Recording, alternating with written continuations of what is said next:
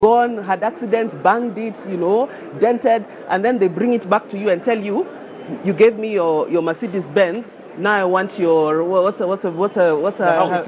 Can you take the house? No. Now I want your 100 billion shilling house, and yet I gave you something of smaller value, and you dented it. So that's exactly what these people are doing. They're coming back to us, having tarnished those public offices, and asking for even more.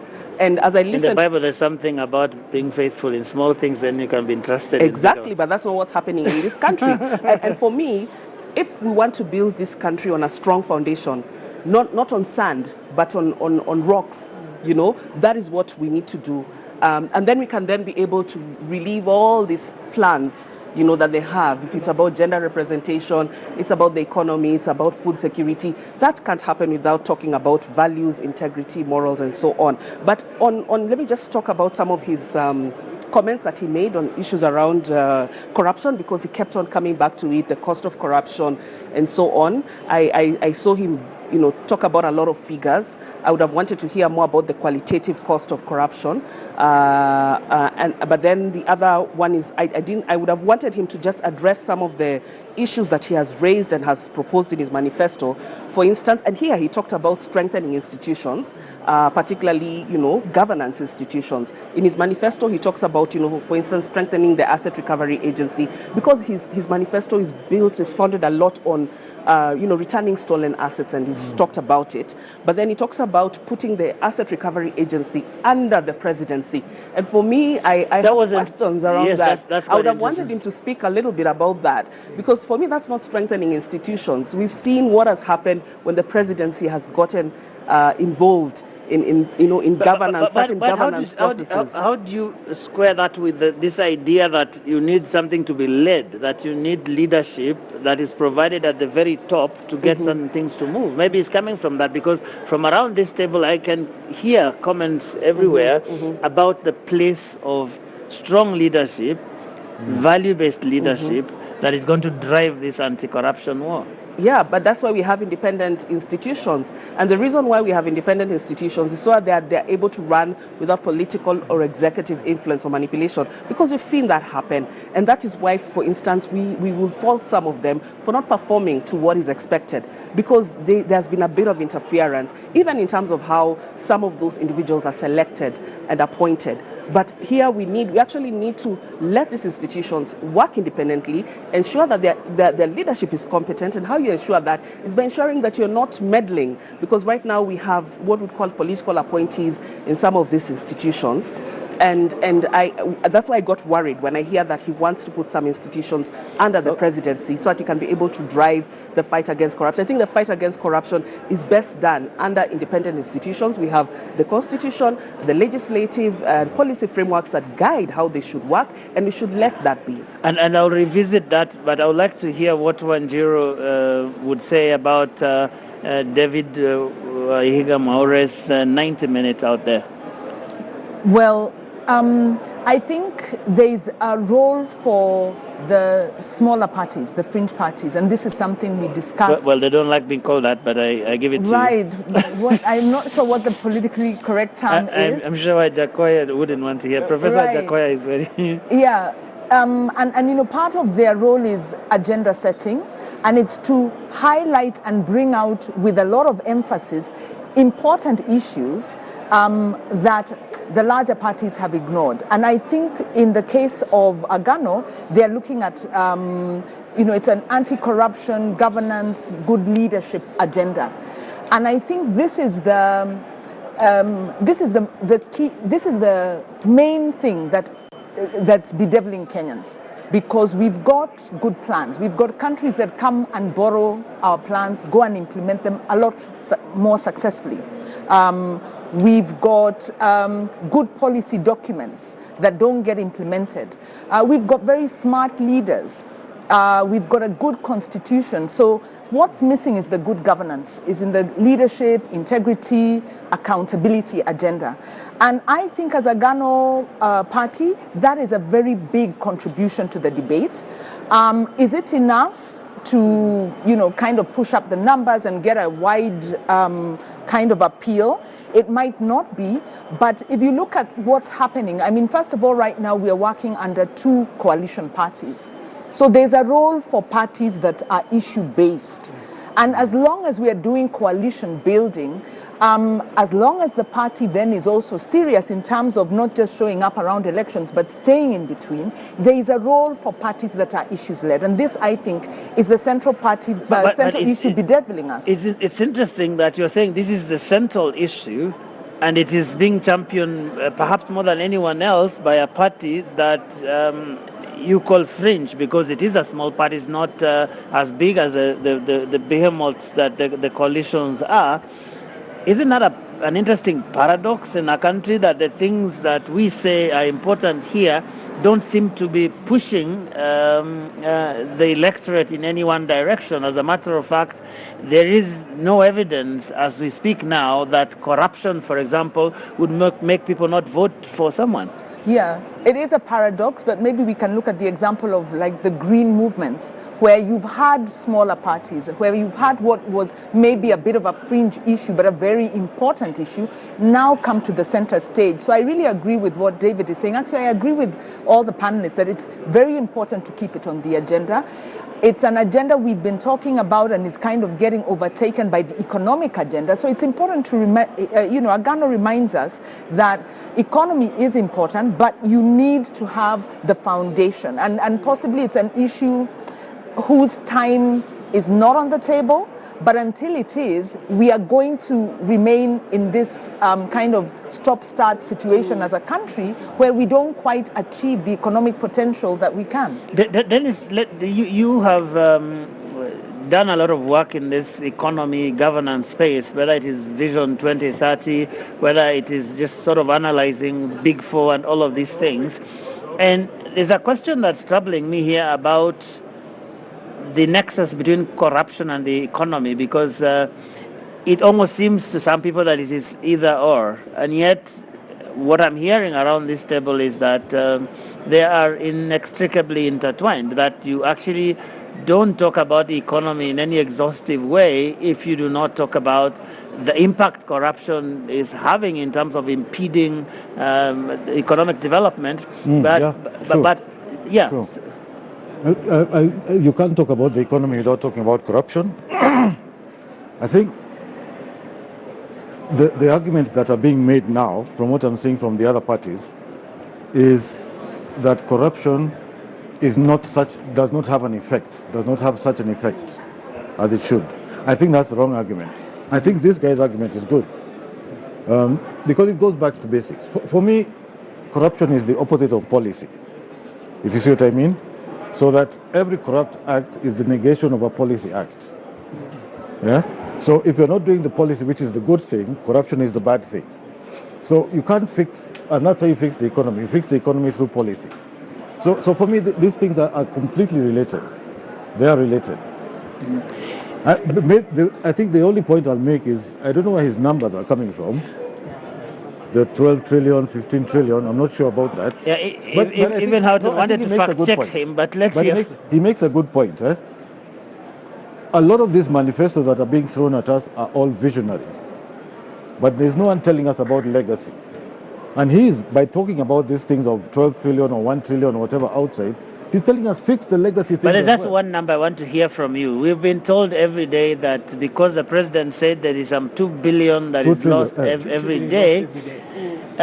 I don't know whether you share the view that is possible, whether that is... Because I've had certain parties, and he also referred to him quite a bit, to that question of 2 billion quite a bit, and it's almost as if all these parties are beginning to even make policy proposals with that as a key assumption.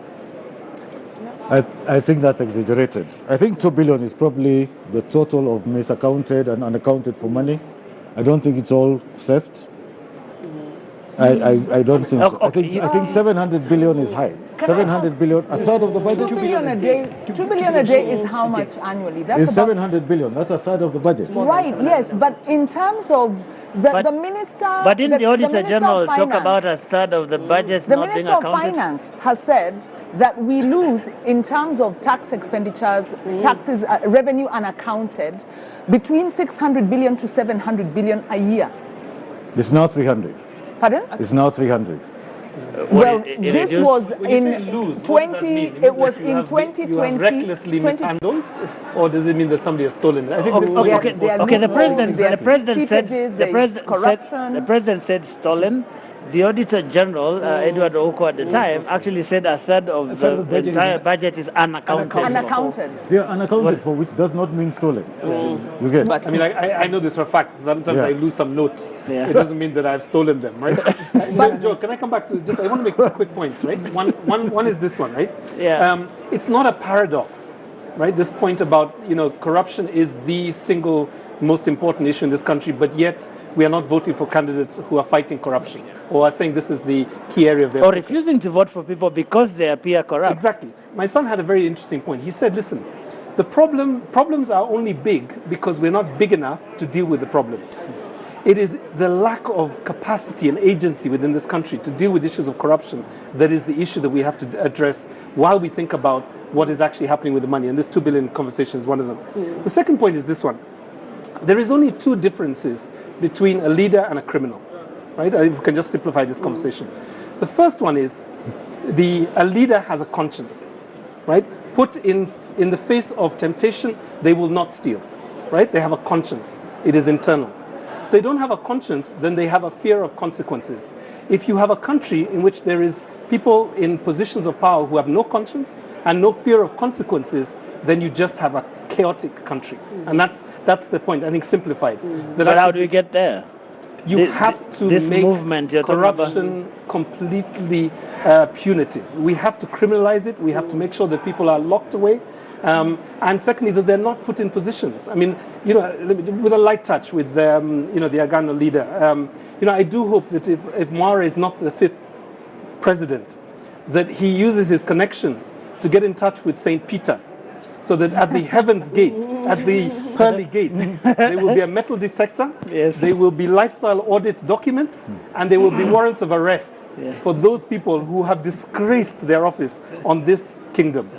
I think that's just another opportunity for Mwara. You see why I was raising this thing. Look, you were talking about corruption, making it difficult, making it costly and punitive and all of these things. But we saw, like, I think it's Sheila who mentioned someone, the former MP for Sirisia, he was jailed. Now the case is going through some process and whatever, but the guy is on the ballot and who knows, he might get elected. So how do we get to that point where people actually have it in themselves that if you stink of corruption, look like corruption, walk like it, I won't touch you until you sort out your issues? I mean, how does it become question for me is an electoral issue? Transparency International have been doing, really, which is that the ethics, the Electoral Commission should not have allowed them to come before us. Yeah. Because that is my simple because when response. they go to the people, I mean, we've had in this country somebody says, "Come on, Nimwizi wetu." Yes, it's a thief maybe, but our thief. Just leave him or her alone. Yeah, because Joe, as they're going back to the people, they're also going back with proceeds of crime and corruption. And that's how people are getting convinced and mobilized, to vote for this. And that's happening a lot, even in this election season. There's been a lot of exchange of money at the ground. You attend a rally, you're paid to disrupt someone's rally, you're paid to intimidate others. There's been a lot of cases of voter bribery. Where is this money coming from? Those are proceeds of corruption. And that's how these people continue to get a lifeline, because they continue to convince Kenyans with money that is stolen. But what we need to do, in addition, and I agree with Irungu, in terms of ensuring that we kill impunity, the only way is by punishment. Yeah. But one of the other ways, other than using the law and enforcement and so on, there's a question we're not really looking at. Is the whole question around culture change. Whatever we see, how Kenyans react. When you're given an option between heaven and hell, heaven being the good guys, hell being people who have been tainted, we go for the people who are tainted, meaning that you'd rather go to hell. That's how I see it. That means that we need to see some kind of all right, change. Sheila, I have to stop you. This time it is Sheila. Yes. So there you have it. The UDA presidential candidate and Deputy President William Ruto arriving there. And Rashid Abdallah is on standby. Rashid, kazi kwako. Bila shaka Joe Ageo, ni kwamba ule muda ambao tulikuwa tunausubiri wa wale waniaji urais umefika kwa hivi sasa. Akiwa wa kwanza kufika ni mwaniaji urais kwa tiketi ya UDA chini ya mwamvuli wa Kenya Kwanza, ambaye si mwingine bali naibu rais William Samoei Ruto, ukipenda daktari, ambaye amefika katika muda huu angalau kuja kuzungumza na wananchi ili aweze kuweka ajenda zake paruanja, manifesto zake zieleweke katika mjadala katika siku hii ya leo. Kwa hiyo kwa hivi sasa tutakuwa tunamsubiri. Kumbuka ni mjadala wa pili, wa kwanza umeweza kukamilika ambapo David Waiga Maure ameweza kueleza ajenda zake baada ya Profesa George Wajakoya kufika na baadaye kughairi kutoshiriki mjadala kwa sababu ambazo ziko nje ya uwezo wetu. Katika awamu hii ya pili itakuwa ni zamu ya naibu wa rais William Samoei Ruto akiingia katika mjadala na aliyekuwa waziri mkuu Raila Amolo Odinga. Lakini kwa hivi sasa Joe Ageo, ni fursa ya kipekee kuweza kuzungumza naye, maana kumbuka ameweza kuandamana na watu wawili muhimu sana katika chama cha UDA wakati ule kule Kasarani, wakileta ajenda ya kwamba kama wanaafiki William Samoei Ruto kuwa mgombeaji wa urais kwa tiketi ya UDA. Yupo mama mboga mmoja aliweza kutoa swali hilo na mtu mmoja wa bodaboda akaweza kuidhinisha na kukubaliana hilo. Hivyo basi watu wao wawili ndio wale ambao wameandamana nao katika siku ya leo pamoja na mkewe na familia yake. Kwa hiyo utanipa nafasi kwa hivi sasa kwa dakika moja tuweze kuzungumza na naibu wa rais ambaye amefika hapa. Shukrani sana naibu wa rais kuweza kufika katika siku ya leo. Hii ni siku ambayo ina umuhimu sana kwa kwako, manake umesitisha kampeni zako ukasema siku ya leo ni siku ya mjadala. Ina umuhimu gani kwako, kwa chama, kwa muungano na kwa taifa? Leo ni siku ya muhimu kwa sababu tumekuja hapa tupate nafasi ya kuongea na Wakenya. Wakenya waweze kujua tarehe 9 mwezi wa 8 wataamka mapema, waende wapige kura na wajue ni kwa nini wanapiga kura, ni upande gani watapiga kura na ni kwa sababu gani. Na ndio leo ni siku ya muhimu kwa sababu tutapata nafasi na wenzangu kujieleza, kueleza manifesto yetu, kueleza misimamo yetu kuhusu mambo ya muhimu yanayowahusu Wakenya na taifa letu kwa ujumla. Tutazungumzia mambo ya uchumi hasa, tutazungumzia mambo ya vile tunaweza kuondoa njaa katika taifa letu la Kenya, vile tunaweza kupunguza gharama ya maisha, vile tutaweza kuzalisha nafasi za ajira za vijana wetu, vile tunaweza kuhakikisha kwamba wakulima wetu wanaweza kuendelea na majukumu yao, na mambo yale mengi muhimu ya matibabu, masomo ya watoto wetu, mambo ya afya. Haya ndio mambo ya muhimu na naamini ya kwamba Wakenya wanangojea kujua ni yapi tulio nayo.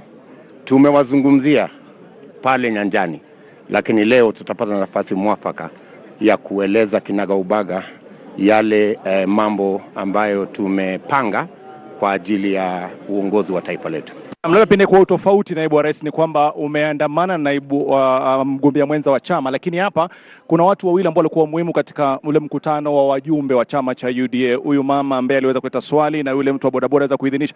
Mbona ukawapa kipaumbele katika siku ya leo ya mjadala?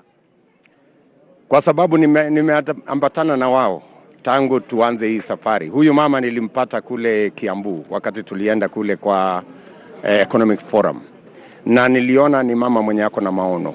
Alitoa mchango wake kama vile wa mama wengi na Wakenya wengi wa tabaka mbalimbali. Karibu Wakenya 90,000 walihusika katika kutengeneza manifesto yetu ya Kenya Kwanza, na ni baadhi ya wananchi kama mama huyu na huyu mungwana ambaye pia ni mshirika wetu mkubwa katika chama cha UDA katika muungano wa Kenya Kwanza. Pengine kwa kauli ambayo unaweza kuitumia kuweza kumalizia kwa yule hasla ambaye anatizama, anatarajia nini sasa hivi kutoka kwa kiongozi wake? Anatarajia kujua ni vipi yeye ataweza kuweka chakula katika meza, ni vipi mtoto wake anaweza kupata ajira, ni vipi masomo yake ya watoto wake itashughulikiwa, ni vipi kilimo kitashughulikiwa na serikali inayokuja, na ni vipi anaweza kuhakikisha kwamba ako na matibabu na ni mpango gani tulio nayo kumshughulikia ili aweze kupata matibabu bila matatizo. Naamini kwamba haya ni baadhi ya mambo Wakenya wanangojea. Naam, kila laheri katika mjadala. Naam, naibu wa rais William Samoei Ruto, daktari, akisema kwamba katika siku ya leo ashazungumza mengi katika kampeni Joe Ageo, lakini ana fursa ya kipekee kuweza kuyachanganua kwa utaratibu katika mjadala. Hivyo basi ameandamana na watu wawili ambao ni muhimu sana katika safari yake yeye kuchaguliwa na kupewa tiketi ya uwaniaji wa rais. Narudi kwako ili Wakenya wapate fursa baadaye ya kujua mengi na wachanganuzi matarajio yao na hoja ambazo ni muhimu kujadiliwa katika siku hii ya leo. Joe Ageo. Shukran. Rashid Abdallah there speaking to the Deputy President who is a UDA presidential candidate in the Kenya Kwanza coalition in this election that is now just 13 days away. Dr. Ruto there talking about what he believes is important for the country and sort of giving a glimpse of what he hopes to talk about during this. And interestingly, Professor Witi arriving with his entourage, which includes the two people we saw who endorsed him, Pauline Waithera and Kelvin Okoth, sort of trying to remind us of what he has been saying out there in campaigns. Well, the DP is a master of optics, and I think this is just basically one of those instances where he uses to full effect essential imagery just to construct a narrative that endears him more to the ordinary Kenyans, because those two people are very unlikely participants at this level in this country. We don't see ordinary Kenyans flank presidential candidates. But I was just about to say one thing. The reason why ethics, integrity, and values are subordinate in our political discourse and in political organizing is because the basis for political mobilization is still ethnic. If you look at Raila Odinga, he gets onto this stage because he has a strong support of the Luo community. Look at William Ruto was built an interesting coalition between his Kalenjin community and the Kikuyus. Mwaura does not have that luxury. And therefore, when he rides on values, Kenyans are not paying attention, because what brings us to this stage to even then invite these conversations are not the important things. These things come afterwards. And this ethnic political mobilization is a huge problem that we have to deal with. But Ruto has been saying this many times that this election is about the economy and all of these things. And some people say that the ethnic question is not as pronounced in this election as it has been previously. Do you agree? It is still a very strong undertone. It is a bastion that you got to start with. And when you see even your colleagues in the media basically trying to figure out how the electoral process is going to go, you always start with what you call the quote-unquote strongholds. In that entourage of Raila Odinga is Kalonzo Musyoka, okay, bringing in the big Kamba vote. In that entourage is the governor of Kakamega, bringing in the Luhya vote. And so you see this ethnic bifurcation being a very critical point of mobilization. So issues that are substantive to the citizens of this country, such as unemployment. How come we don't see youth mobilizing around the unemployment question? That even Mwaura today was just deplorable in the way that he handled it. He had no great ideas. And even Deputy President William Ruto and even Raila Odinga, nobody has any clue about how to mobilize the economic resources of this country to then create the traction that leads to jobs. We still imagine that if you're going to give us handouts in terms of grants and loans, that every young people can start a business. They don't want a business. They want jobs like you and I. They want jobs like the one that Ruto is seeking, not the jobs like their MPs. This economy of bringing your own job is not working. It never builds economies. And that's a good place, Wanjiru, to kind of segue into this next debate that we are going to have in about 20 minutes' time, where we actually have two campaigns markedly different in the platforms on which they are running. Both of them saying that it is the economy is stupid, as one American president said, but approaching this economy from very different directions.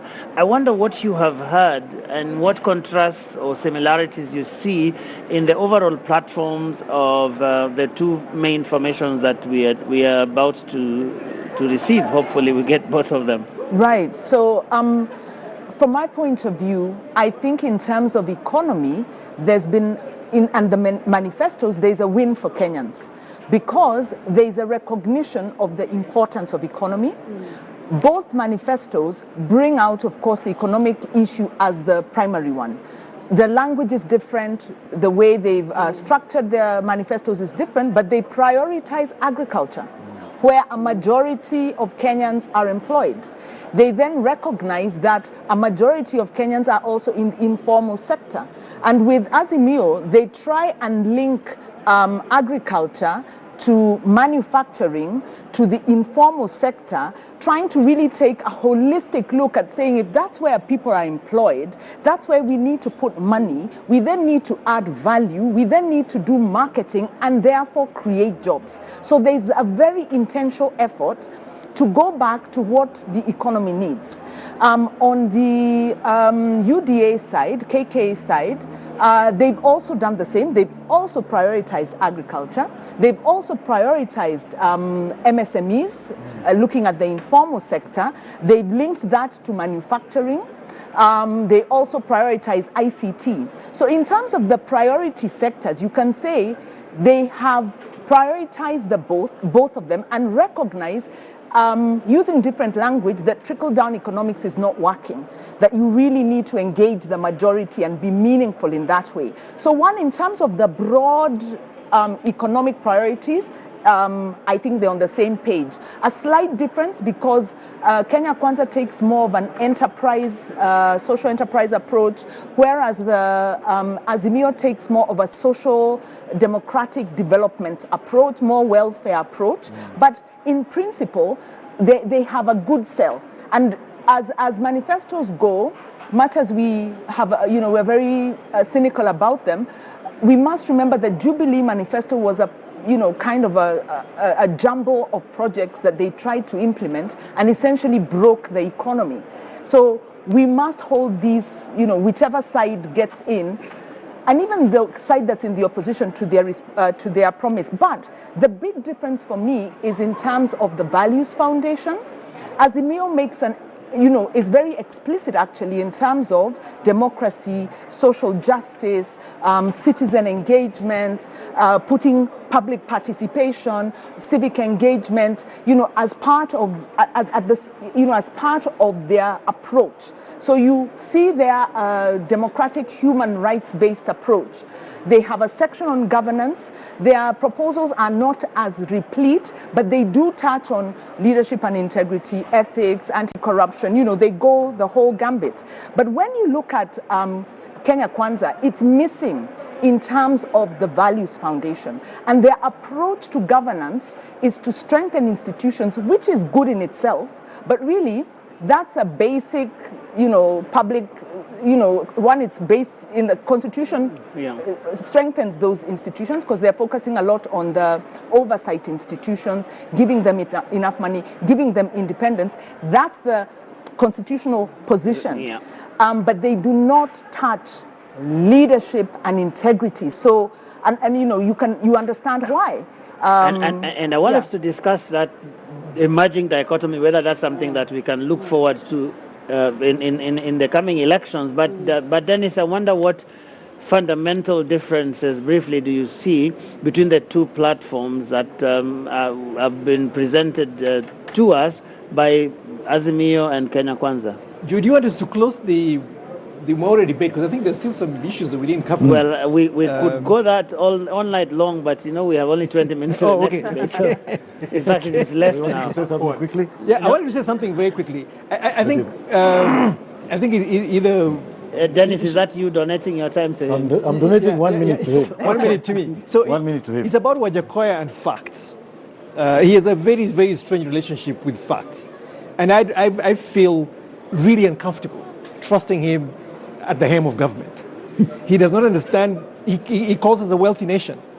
Our revenue yield in 2021 was just 1.6 trillion. In 2021, 2022, by June, July to June this year, we're at 2.03. Our budget estimates at 3 trillion. I don't understand where he gets this notion that we're a very wealthy nation. We're really struggling it with would have been a huge debt overhang. His proposals about agriculture are really fantastic in an imaginary way. He has got a very agrarian fixation with agriculture. He has no idea about how pastoralism works. His whole fixation about agriculture is throw fertilizer in the soil.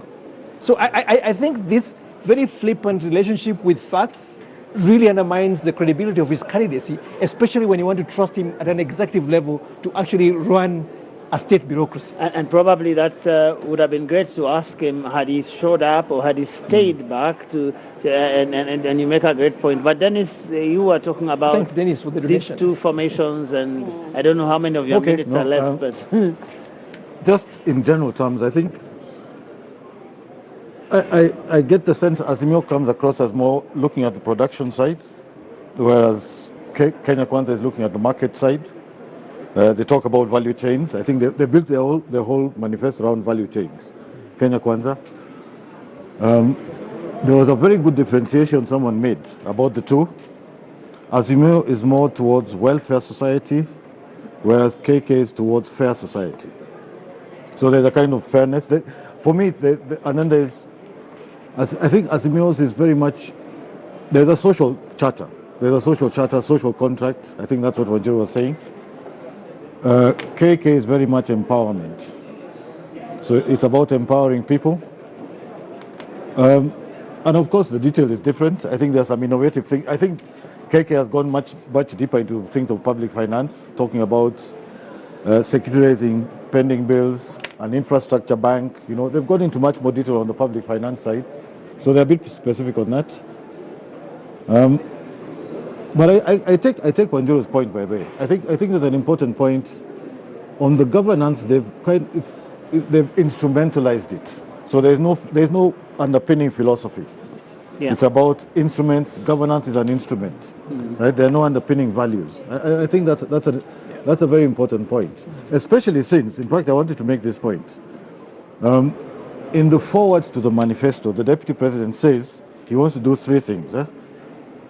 Defend the Constitution, institutionalize our politics, and create jobs. It would be very interesting to see what that means. Okay, Sheila, you haven't said anything. I don't know what you see in front of us if any of these two people were to get to power. What distinctions do you see, especially from where you sit? Well, first, I just want to, if I reflect back on the Jubilee Manifesto and why there were some, can I call them, some promises were dead on arrival, was because they really didn't look at the legislative and policy institutional framework. What is the current framework? That's something that I feel a lot of them are not looking at, even as they make certain promises, and that is where a lot of them will struggle. So all the promises, when you look at Kenya Kwanza, Azimio, Agano, some for Jakwe, I don't agree with many of them, but they're good. They're good. I mean, if they're good in an ideal world, but then the practicalities of what is the current framework, both institutional policy and legislative for a country that they're not looking at, particularly when I look at, can I go back to my pet topic on corruption? Yes, yeah. And I, like, for instance, like the DP is talking about giving financial and operational independence to institutions, like, those responsible for fighting corruption, the judiciary, and so on, which is good, and which, as we have said, has been a problem, that most of these don't have the resources and even the independence, the muscle to be able to operate. But then there are certain challenges that we've seen, and I've not heard them talk about how they will address some of these challenges to their institutional, functional, financial independence of these institutions. Yeah. But for me, primarily as well, I think that when it comes to the issues around corruption, I still feel like they've looked so much on the issues around enforcement, but we're not looking at prevention. And for as long as we're not looking at fighting corruption from a prevention lens, we'll always be fighting. Okay. Yeah, and chasing after the money. So I'd like to hear a little bit more about how they will actually prevent. And one classic way of starting to prevent corruption is by ensuring that people who have been accused, there I go with my song, people who have been accused of corruption don't get anywhere near public office. So Hudson, you have only 1 minute within which you hope someone will arrive. But you have the last word on this one before we take the break to go to the Maybe allow me to keep speaking until somebody shows up, right? You have exactly 1 minute. Yeah, I think what folks have said is, I would agree with much of what everybody said. I think, 6 months ago there was no galvanizing idea in the political space. I think we now have some ideas that are fairly cogent, they're clear, they're inspirational, they're aspirational. Of course, we're waiting to see budgets and schedules and the first 100 days, first 180 days and so on. But I think the harder questions will be, for example, what do we do with the parastatals that continue to drain the coffers? What are we going to do with the fact that we have huge recurrent expenditure bills in terms of staffing?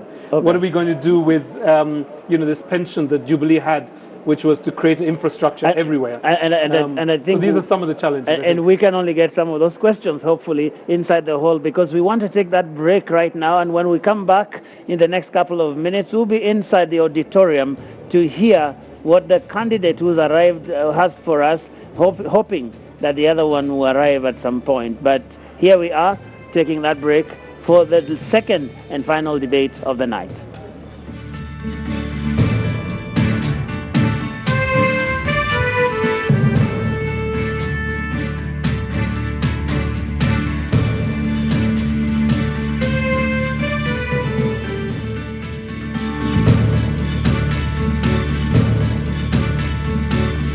Linda familia na marafiki dhidi ya magonjwa. The UHC coverage journey is on. NHIF is working under the guidance of the Ministry of Health in the UHC Step Up, which presents an opportunity to secure Kenyans access to quality health services without suffering financial hardship. So take the bold step today and safeguard your families by enrolling to NHIF to ensure health for all. Kwa majina mimi naitwa Moses Kulia, mkaaji wa hapa Bomboruru, ambao tunafanya na kazi na hii sako yetu ya Geno Sako, ambao ruti yetu ni Bomboruru Saba Seri. Kwa hii kadi ya bima nilichukua 2013, ambapo imeshanisaidia 2018, ambapo bibi yangu alikuwa anajifungua, tulienda hospitali tukatibiwa, tukahudumiwa vizuri, alafu wakati wa kutoka hatukuitishwa kitu. Kwa hivyo ningemhimiza makondakta wote na madriver wajiandikishe kwa hii bima yetu, ambapo itakuwa inawasimamia. Linda familia na marafiki dhidi ya magonjwa. What is a secondary school in Kenya? It ranges from 106 high-cost national schools educating 3% of the learners, where you find ultra-modern libraries and laboratories, the most experienced principals and teachers, and the best teacher-student ratios. To 7,019, some barely established, understaffed, lacking basic facilities, sub-county schools, educating over 60% of learners. Given that KCSE is the most consequential examination in our education system, isn't it fair that we level the ground for all learners to excel by narrowing the capacity gaps between the worst and best schools to deliver quality education? Usawa Agenda calls for a sub-county schools upgrading program and a change from the capitation model to enable small schools to grow. Without these, SDG 4 is a false promise to most Kenyan children.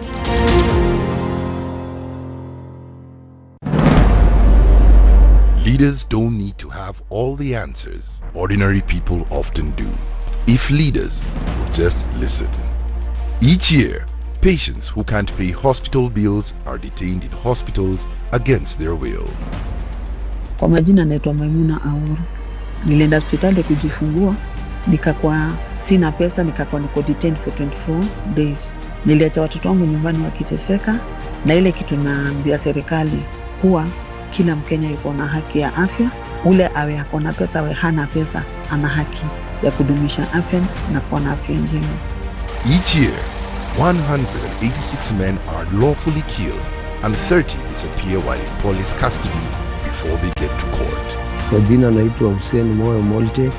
Mimi ndo baba wa marehemu Yasin Hussein Moyo, ule aliyepigwa risasi na polisi wakati wa corona akiwa kwa balkoni yao, na hiyo ni kitu inaniumiza sana. Na mimi ningeomba maafisa wa polisi waache kuchukua sheria mkononi mwao, kupiga watu na kuwavunja, na wafai kuwa juu ya sheria, wanafaa kuwa chini ya sheria kama vile sisi raia tunatimiza hadi vile serikali imeweka.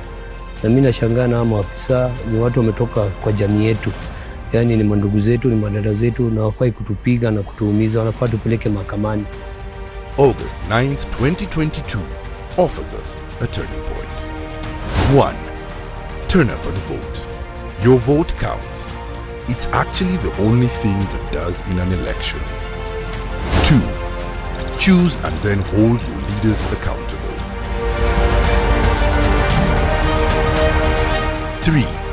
Join the movement of people who stand up against human rights violations. Become a member of Amnesty Kenya today at www.amnestykenya.org.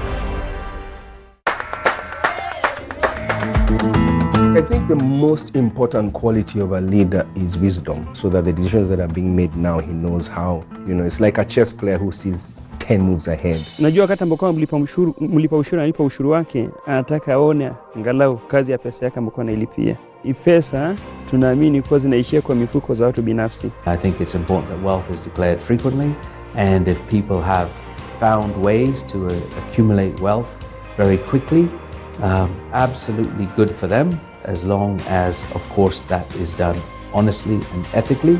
We need leaders who are well educated to understand the challenges that we face in the modern world. Kwa mfano, mtu mwenye amesomea ukandarasi wa barabara, mkiwa na kiongozi ambaye amesomea hiyo taaluma, una uhakika kwamba barabara za eneo lako zitakuwa zina usimamizi mzuri. Check it. Let's talk about banking. Or let's talk about dreams and goals. Your dreams, your goals. If you're like Louise, you value doing biz with ease. Or maybe you're like Dan, a family man with a plan. At Diamond Trust Bank, it starts with one dream, one goal, one deposit, and one transaction. Pamoja, let's make it happen. So don't just bank with us, bank on us. My core experience can be summarized in a nutshell as one of transformation. I think once I joined this campus, I didn't have a vision of where I wanted to be. I didn't know who I was and what I wanted to do with my life. And I feel like the environment and the people who've mentored me along the way have enabled me to find out who I am and have helped me figure out where I want to go in this life. They have a good quality education, which I 100% vouch for. Enroll at Catholic University of Eastern Africa for courses in nursing, law, business, economics, computer science, education, community health and development, actuarial science, international relations, counseling psychology, regional integration and theology. September intake ongoing at Langata and Eldoret campuses. Email admissions@quer.edu or visit quer.edu. Quer, for innovative, marketable graduates. Karibu Kam. By offering market linkages, networking opportunities, and technical assistance, Kenya Association of Manufacturers assists its members to grow and scale up their businesses. Join us and let us work together to grow the manufacturing sector. Becoming a CAM member is as easy as 1, 2, 3.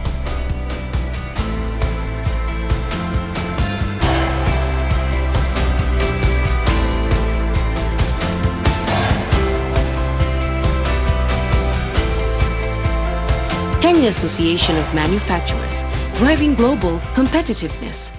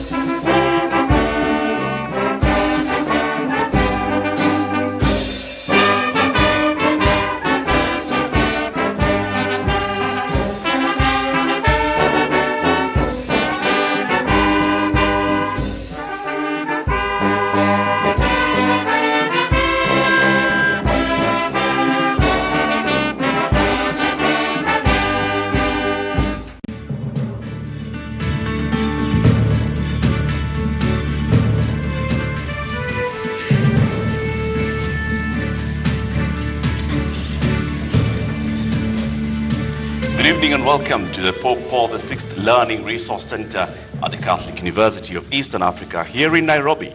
My name is Eric Latif of SpiceFM and KTN News. And I'm Yvonne Okwara of Citizen Television. Welcome to the second of two presidential debates between the four presidential candidates cleared to run for president in the forthcoming election.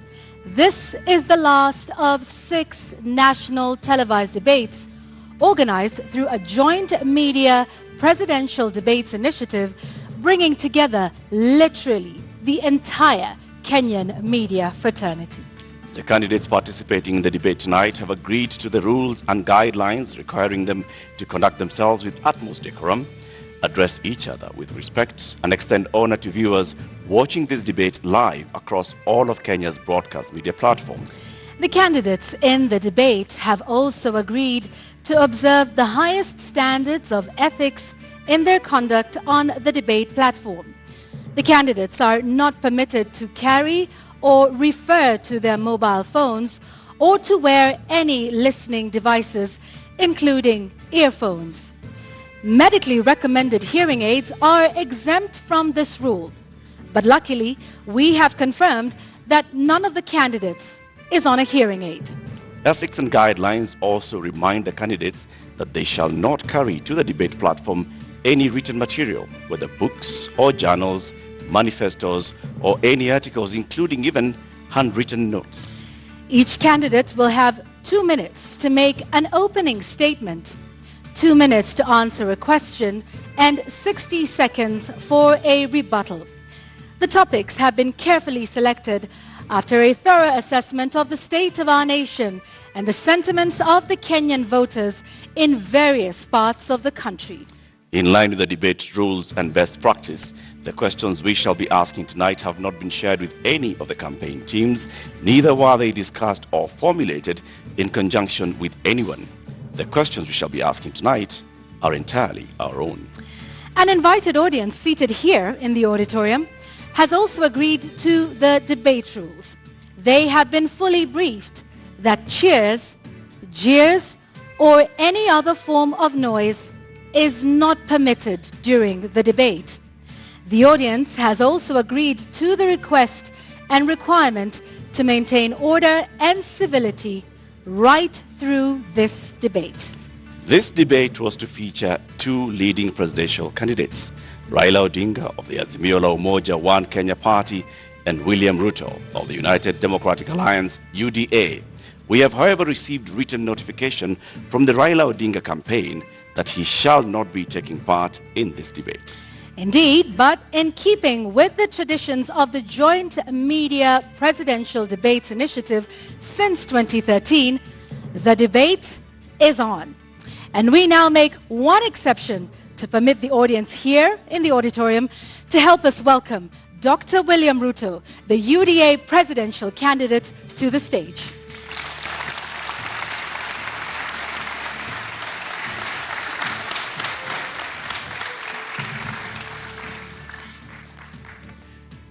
Your Excellency Deputy President, Honorable Ruto, thank you very much for honoring Kenyans with this appearance. We shall conduct a series of question and answer, and whose topics have already been shared with you. We'll give you 2 minutes to begin with your opening statement before we go to the main thrust of the questions tonight. Thank you very much. William Ruto, a husband, to my dear wife Rachel, who is in this audience, a father, to my children who are also joining me this evening in this debate, the sitting Deputy President of Kenya, a presidential candidate in this election, and I have come here to participate in this debate because I have presented myself as a presidential candidate, knowing very well where our country is. We are a country that is faced with mounting challenges, We have a huge track record of what we have achieved, but there is tremendous opportunity out there for more to be achieved. I believe that this is a Mama Mboga moment. We have 5 million young people who are not working. We have 15 million Kenyans who today are blacklisted in CRB. We have 10 million citizens who have no access to credit in the micro and small enterprise sector. And I believe I am the candidate with a plan to be able to get Kenya to the next level. Thank you, Honorable Ruto, for your opening statement. Let's get right into the first topic of discussion here tonight, and that is the cost of living, something that many Kenyans are concerned about tonight. At the moment, Honorable Ruto, we currently have 3 subsidies in place on fuel, on unga, on fertilizer, all aimed at dealing with the cost of living. Do you believe that subsidies are the way to go and are the right approach at this moment to deal with this issue? I believe that subsidies can alleviate the problem to an extent, especially when we find ourselves in the situation where we are. My position is that we find ourselves at this port because there are certain things we didn't do right. We had a Big Four plan because we foresaw this situation. We were here in 2017. We decided then that it is proper to formulate a plan that included matters food security. If you look at the 4 pillars of the Big Four plan, one of them was agriculture and food security and nutrition. Unfortunately, that plan fell apart. It was actually sabotaged. So we find ourselves in this space because, one, we didn't capitalize our agricultural sector. We actually removed the fertilizer subsidy program that existed, which we just reinstated, I think, 3 months ago. Why did we withdraw it in the first place? Because to deal with the cost of living, you just have to increase agricultural productivity. And to increase agricultural productivity, you need to do 3 things. Number 1, make sure farmers have access to inputs, fertilizer, seeds, pesticides. Make sure the farmers have the necessary capital to be able to do the farming. And 3, make sure they have access to markets that are not rigged. Unfortunately, we didn't do that, and that's why we find ourselves in the situation we're in. So that's why in our plan, as Kenya Kwanza, we have set out with clarity what we need to do. We have put in place a 30 billion revolving fund to make sure that farmers have access to inputs. We have added a 12 billion shilling expenditure on agricultural extension, because it's not just enough to have inputs. It's also important for farmers to use the latest information on how to get our farming right and increase the productivity of every farmer. And the statistics show, with access to fertilizer, with access to certified seed, with access to capital, a farmer who produces 5 bags can produce 15. So we can actually double, if not triple, our agricultural output. What that means is that the 2 million farmers who today are net importers of food themselves can actually produce surplus. And we can make sure that we have sufficient supply that ensures that the prices are reasonable for everybody. So the real solution to the cost of living, especially on matters food, because we all understand the biggest contributor to the high cost of living is the cost of food. The average expenditure of families is 52% of their income. In fact, poorer families spend between 60 and 65% of their income on food. So dealing with the cost of food significantly deals with the challenge of high cost of living. Honorable Deputy President, if I may just interject, what you said today has also been said by you before. In the first term of your administration, you pledged the same, that you are going to deal with agriculture, you're going to support farmers, and that's when the first fertilizer subsidy was rolled in before it was embroiled in scandal. And you'd also promised the Galana Kulalu project. When you say today that the food security aspect of the Big Four agenda was sabotaged, what exactly do you mean? What failed in the Big Four agenda with regards to food security? Precisely that. It was sabotaged. By who and how? Because you know as well as I do that we never got to implement that plan. Immediately, we changed course, and the whole Big Four plan was shelved.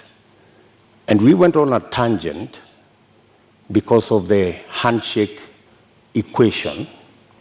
We went to handshake, to BBI, and the rest is history. We didn't get the time to do what we had promised the people of Kenya to do. In fact, immediately thereafter, I tried, like has been tradition for me, to support my boss. And many times, I tried to push the Big Four plan to the extent that my boss, the president, asked me that he wanted to do things differently. And he requested that he wanted to assemble a different group of people to help him deliver on what he wanted to be the legacy of the fourth president. And unfortunately, the Big Four suffered a big blow because the whole of that program did not take place. Galana Kulalu project, Honorable Deputy President, was launched during the first term.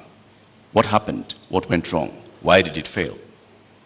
The Galana Kulalu project was conceived. In fact, what happened is the first 10,000, the pilot on the first 10,000 program took place. In fact, the first harvest of maize in that program came into being. And the recommendations from the trial on that project was we needed to build a dam because the water from the river was not sufficient to do the Galana Kulalu project. We needed to scale up now and do the dam so that the water that was available, because the soils research and the trials showed that the soils could actually support the production of maize and other cereals. Unfortunately, it didn't move from there because we didn't get the dam sorted. And you know that we had actually 57 dams that we would have wanted to do. Unfortunately, they didn't happen. They suffered. So why didn't you do the dams, Honorable Deputy President? And the former ambassador of Israel to Kenya also said that they were facing frustration in supporting the Kenyan government on this. Why did you not do the dams? Why did you not go ahead with the implementation of the Galana Kulalu project? The Galana Kulalu project, as I have told you, was part of a wider plan to make sure that we move our agricultural productivity from rain-fed to irrigation. And it was not just about Galana Gulalu, it was a series of other dams, including what we call the High Grand Fall dams that was supposed to feed into the lower part of the Tana. It was Lowat Dam in Turkana. It was Radat Dam in Baringo. There was a big plan around that was now supposed to roll into place with now our targeted, because our second term was targeted at agricultural productivity and food security. And we had now made it the deliverable for our second term. And as I have told you, our second term program ran into headwinds. Honorable Ruto, just to continue to understand Galana Kulalu, because that was a big project that, had it have succeeded, might have solved quite a few of the issues we have with respect to food security. The Auditor General conducted a report and cited weaknesses in the contracting of it. First, that there was single sourcing, and that even the manner in which the contract itself was done in terms of payments that were tied to the contractor. And so raising a number of issues around the manner in which the contract itself was put together, that then states that this was something that was going to fail anyway. And so what's your response to that with respect to the manner in which contracting is done in this country, particularly with Galana Kulalu, which is a big project under the first term of the Jubilee administration, of which you are a part?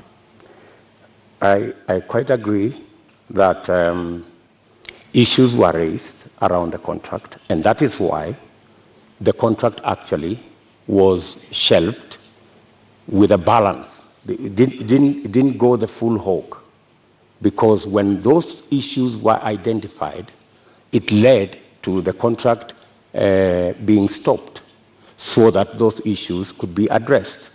But by the time it was getting there, already the trials had been done, the pivots had been set up, the first crop had been harvested, and we already had the template on what actually needed to be done, because the contract, the initial contract, was for the first 10,000 acres.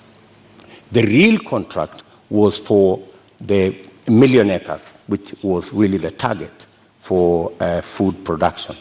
But as I have told you, that is not the only project we were looking at for food production. And let me also say that even without the implementation of the Galana Gulalu, supporting the farmers as they are today would still guarantee us a situation where we would not be in the situation we are in. Today, for the first time in Kenya, the price of unga has gone to 230 in some cases. It's never been that bad.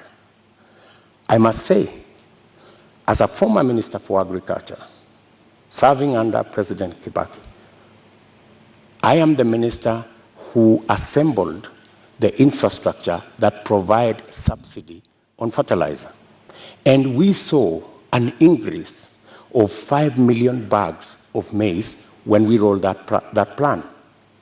When the fertilizer subsidy was cancelled 2 years ago, that is why we are where we are. We are not here because Galana failed. We are here because we didn't do what we needed to do with our farmers the way they are today. What Galana Kulalu was supposed to give us is actually that extra production that would even make it possible for Kenya to export. There is absolutely no reason why Kenya today is spending 12 billion shillings to import maize from Uganda or from Tanzania. We should be net exporters of maize, for example, but we are not. And the reason why we are not is because our agricultural sector is undercapitalized.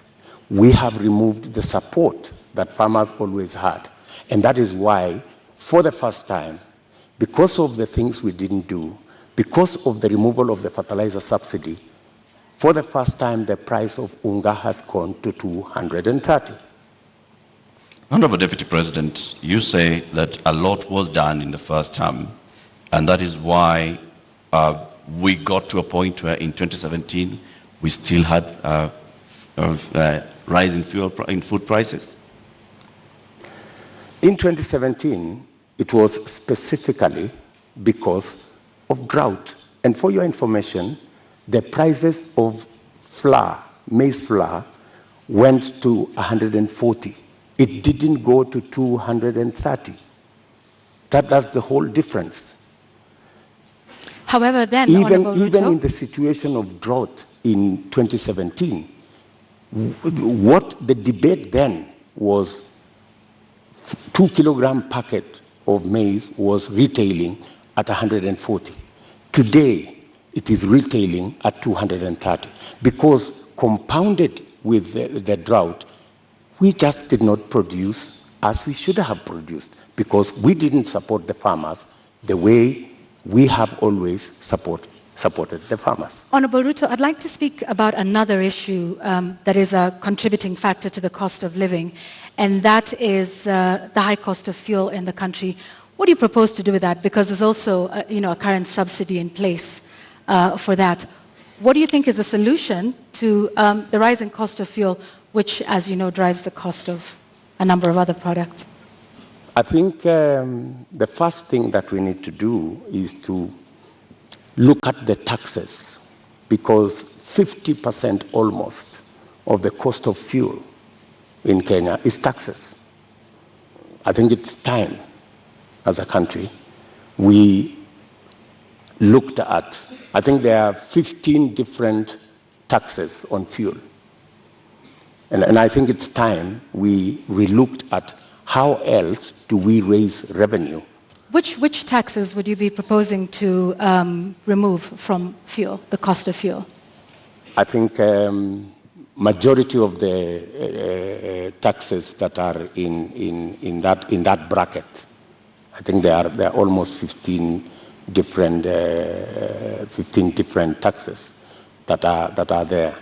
I do not have the specifics, but those 15, I think we need to interrogate these 15 different taxes. Which ones can we put aside so that, like other countries, we can limit the taxation on fuel? Take, for example, let me VAT. ask, yeah. Yes, okay, take, carry for on. example, VAT. Correct. I think we need to rethink taxation, VAT taxation on fuel. That was the latest inclusion of taxes on fuel. And I think it was very controversial. Yeah, Honorable Ruto, VAT on petroleum products was indeed controversial. Let me take you back to 2013 when VAT was imposed on this as a condition by IMF. At the time, then Majority Leader Aden Duale said, and I quote, "The 181 members have been convinced by our party leader and our deputy party leader on the rationale of 8% VAT on petroleum products." He went on to say, 181 is a very big number and we will convince our members from the NASA side. So you, at this point in the year 2015, I believe, when this was passed, were pushing for 8% to be added on VAT. Today, you are saying you want to abolish VAT on petroleum products. Why should Kenyans believe you today? Why wouldn't they? I mean, we live in a dynamic country, and it's only fools who don't change their mind. If you are in a situation where the price of fuel has gone to 160, I mean, it's time to think. I mean, when this VAT was imposed, then the price of fuel was under 100. Honorable Ruto, when the maybe around 100 when the shillings. VAT was imposed, It was at the time a condition by IMF when we were seeking a precautionary facility. Today we find ourselves in the exact same position with a third tranche of an IMF facility, and once again they are calling for the same issue that we are facing with VAT then is the same one we are facing now.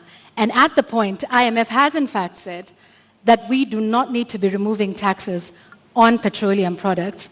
So with an IMF facility already in place, are you then saying you are going to go back to the IMF and renegotiate the terms of that loan that is already in place regarding IMF VAT on fuel products?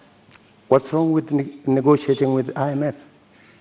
I think any reasonable government, looking at the situation where we are, looking at the cost of living, and how many Kenyans are every day sinking below the poverty line, I think it takes a courageous government to sit down with our development partners, and they are fairly reasonable people, and have a discussion.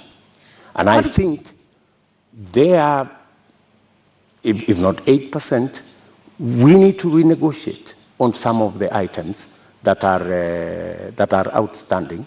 And apart from looking at that, there are other instruments that we can deploy. For example, we have the fuel subsidy fund. We need to think about how that fund is being used, how we are deploying it. Are we deploying it correctly? Is it giving us value? And what changes can be made? We need an open and frank conversation with our development partners who support us. And to the best of my knowledge, they are not unreasonable. They are reasonable people, and they can entertain a conversation on negotiating some of the terms that have been offered to us. Honorable Ruto, I think that will take us into our second conversation tonight, and that is on the issue of national debt. And I'd like to pick up just where you left off. You say our partners are open to renegotiation. However, on the matter of renegotiating our debt, Honorable Ruto, you just last week in an interview with the international press said you will not be entertaining discussions around renegotiating our debt. In fact, with respect to your competitor who is not here with us today, when he brought up the issue, you in fact called his statement on that condescending and reckless. Mr. Deputy President, are you tonight changing your position and saying you will renegotiate and seek to restructure our debt? Not at all. I still believe, as I stand here, that it is reckless for anybody to say we cannot pay our debts. I believe that we have what it takes to pay our debts. And mark you, what we were discussing about VAT is very different from negotiating our debts. But it is tied to the IMF facility, which is a loan. It's completely different. How so? What we cannot entertain as a country is a position that we cannot pay. We are in a position that we can't service our debt. We cannot. We need to go out there and renegotiate our debt.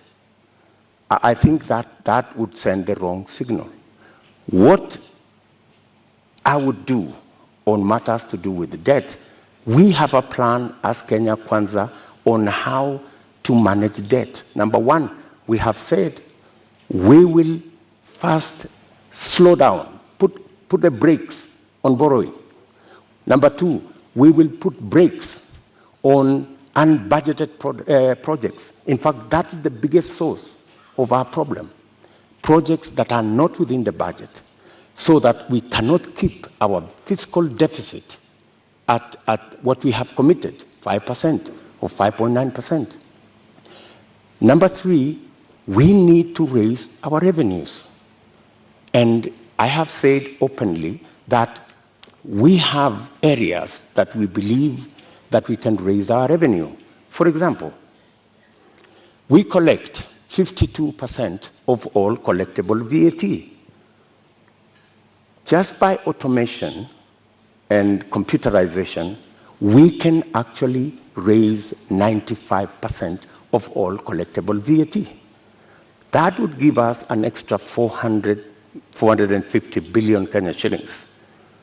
And added on to that, if you raise that kind of VAT, you can equally raise from corporate tax an additional 200, maybe 150 billion shillings. So there is room to raise additional funding, additional revenue for us to manage our debt without necessarily going to say we are going to negotiate our debt. So I hear you saying that our national debt as it stands today is manageable. Our debt today is a challenge. We need to deal with it. We are not sitting pretty. We are living, if I may say, we are living beyond our means. And that is why I am saying that we should stop this borrowing spree. Let me give you, in our first term, we borrowed 2.2 trillion. From 2017, our handshake brothers have borrowed 4.2 trillion. That's what's a source of concern. And it's not a source of concern to me. It's a source of concern to Kenyans as well. And it's even a source of concern to our development partners. They are beginning to raise issues about our debt. And more so, the trajectory of continued borrowing. So that's why I'm saying our administration will first slow down on borrowing, remove unbudgeted projects, because that's the biggest incentive, and then go back to raising our own revenue. Do you have figures that you are targeting? When you say remove unbudgeted projects, how much are we talking about? When you say slow down on borrowing, from what amount to what amount are you talking about? When you look at our fiscal deficit, right, there are too many projects that are not that are not budgeted for. For example, the Uhuru Gardens Museum. You don't see it anywhere in government budgets, but it's been built. So these are the kind of projects. Do you know how much? That, for example, we've in the last financial year, we've spent close to 15 billion in that project. In the last financial year, Honorable Deputy President, do you know how much of unbudgeted projects we spent? Actually, unbudgeted projects are in the region of 100 billion. Unbudgeted projects. And that is what is spiraling our borrowing. And I'm saying that our first, and that's why, if you go today to the website of the Ministry of Finance, you will hardly find any paperwork there. You will hardly find any, because there are too many projects that cannot be accounted for, that are being done without a budget line. If you look at the expenditure on contingency fund, which is supposed to spend only up to 5% of the budget, sometimes it goes to 50% of the budget. So that is where we need to apply the brakes. And we are saying clearly, we not only have a plan on slowing down on borrowing, we also have a plan on raising revenue in targeted areas. Areas that would give us much more resources to run our budget, number one, and two, to also manage our repayment. And in that particular instance, you may want to know that almost 80% of all our borrowing is actually domestic, which means we are also hurting our own enterprises locally. Access to credit becomes a big challenge. We must think of how we must slow down on borrowing locally and see how we can externalize government borrowing. And it doesn't have to be borrowing. Some of the programs, we must get the stock exchange to take up some of the areas of raising revenue. The stock exchange is a wonderful instrument. We saw it when we were selling the shares of Safaricom. Safaricom was looking for 50 billion. They got 250 billion. It tells you there is a lot of money out there.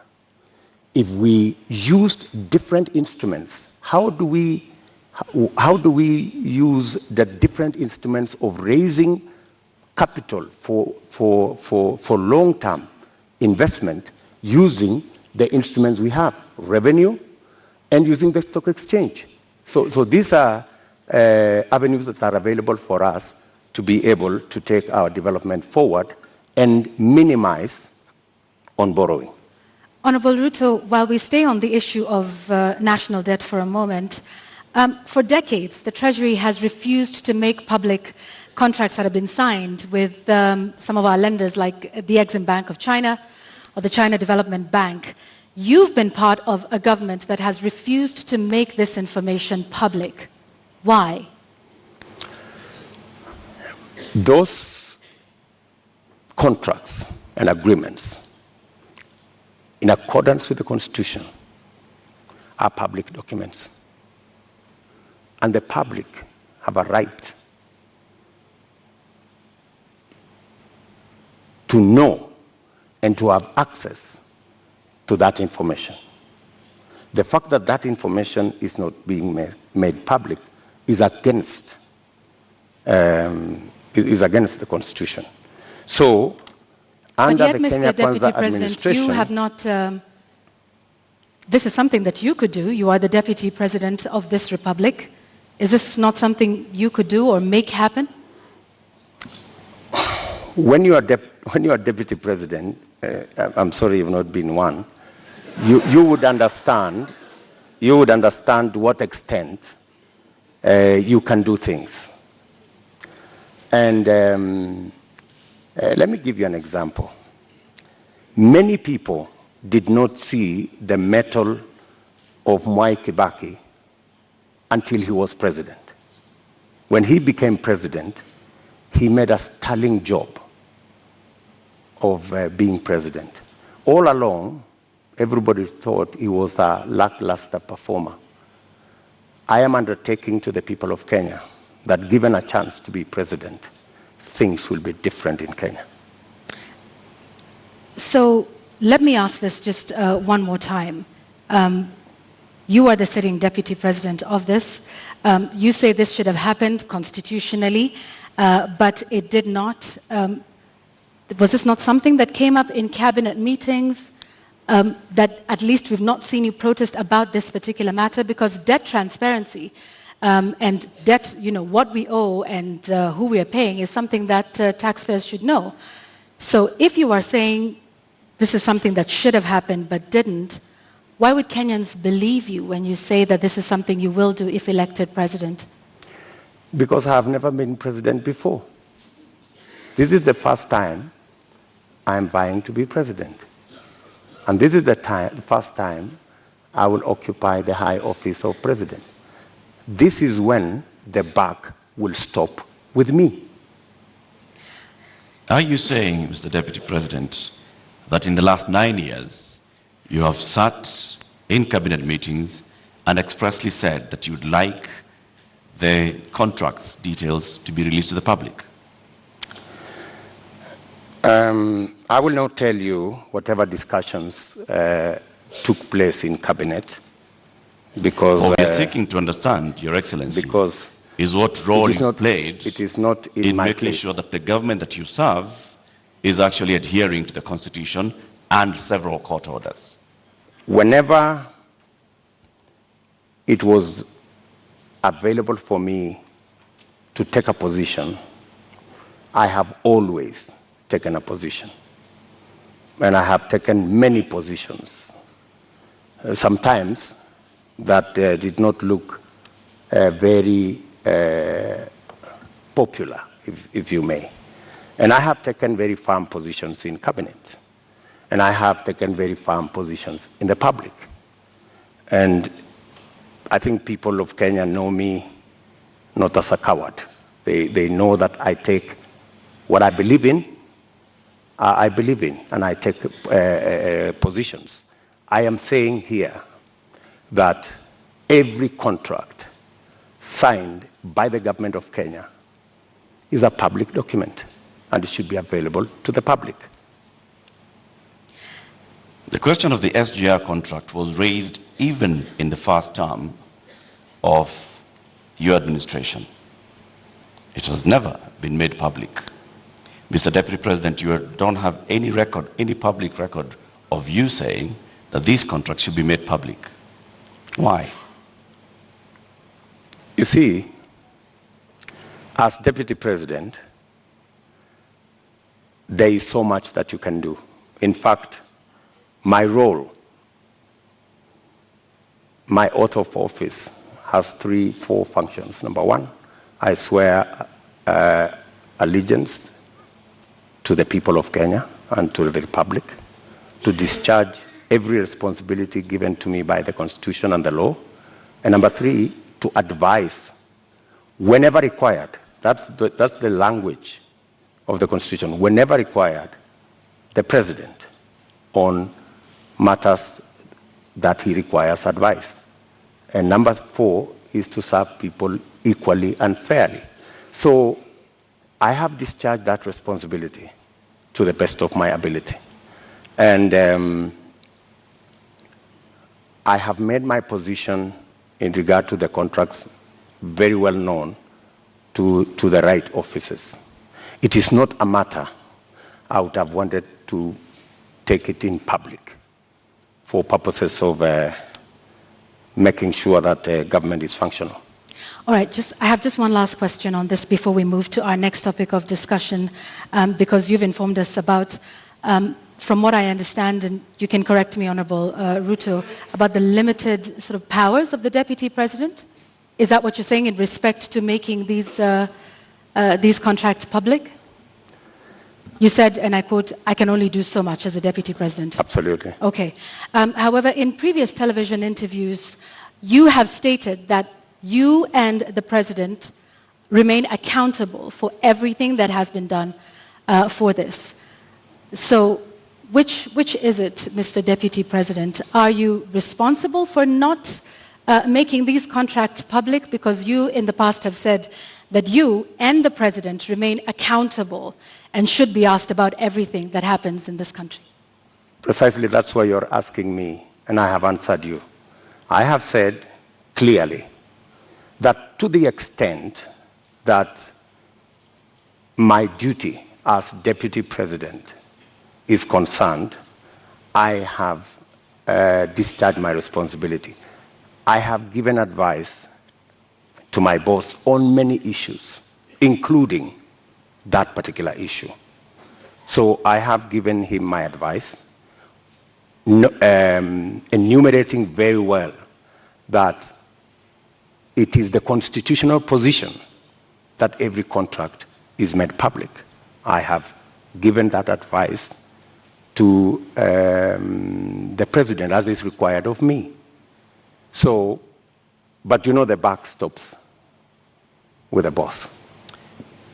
Honorable Deputy President, let's now move to the next topic of our conversation this evening, and this will be on a matter of national security.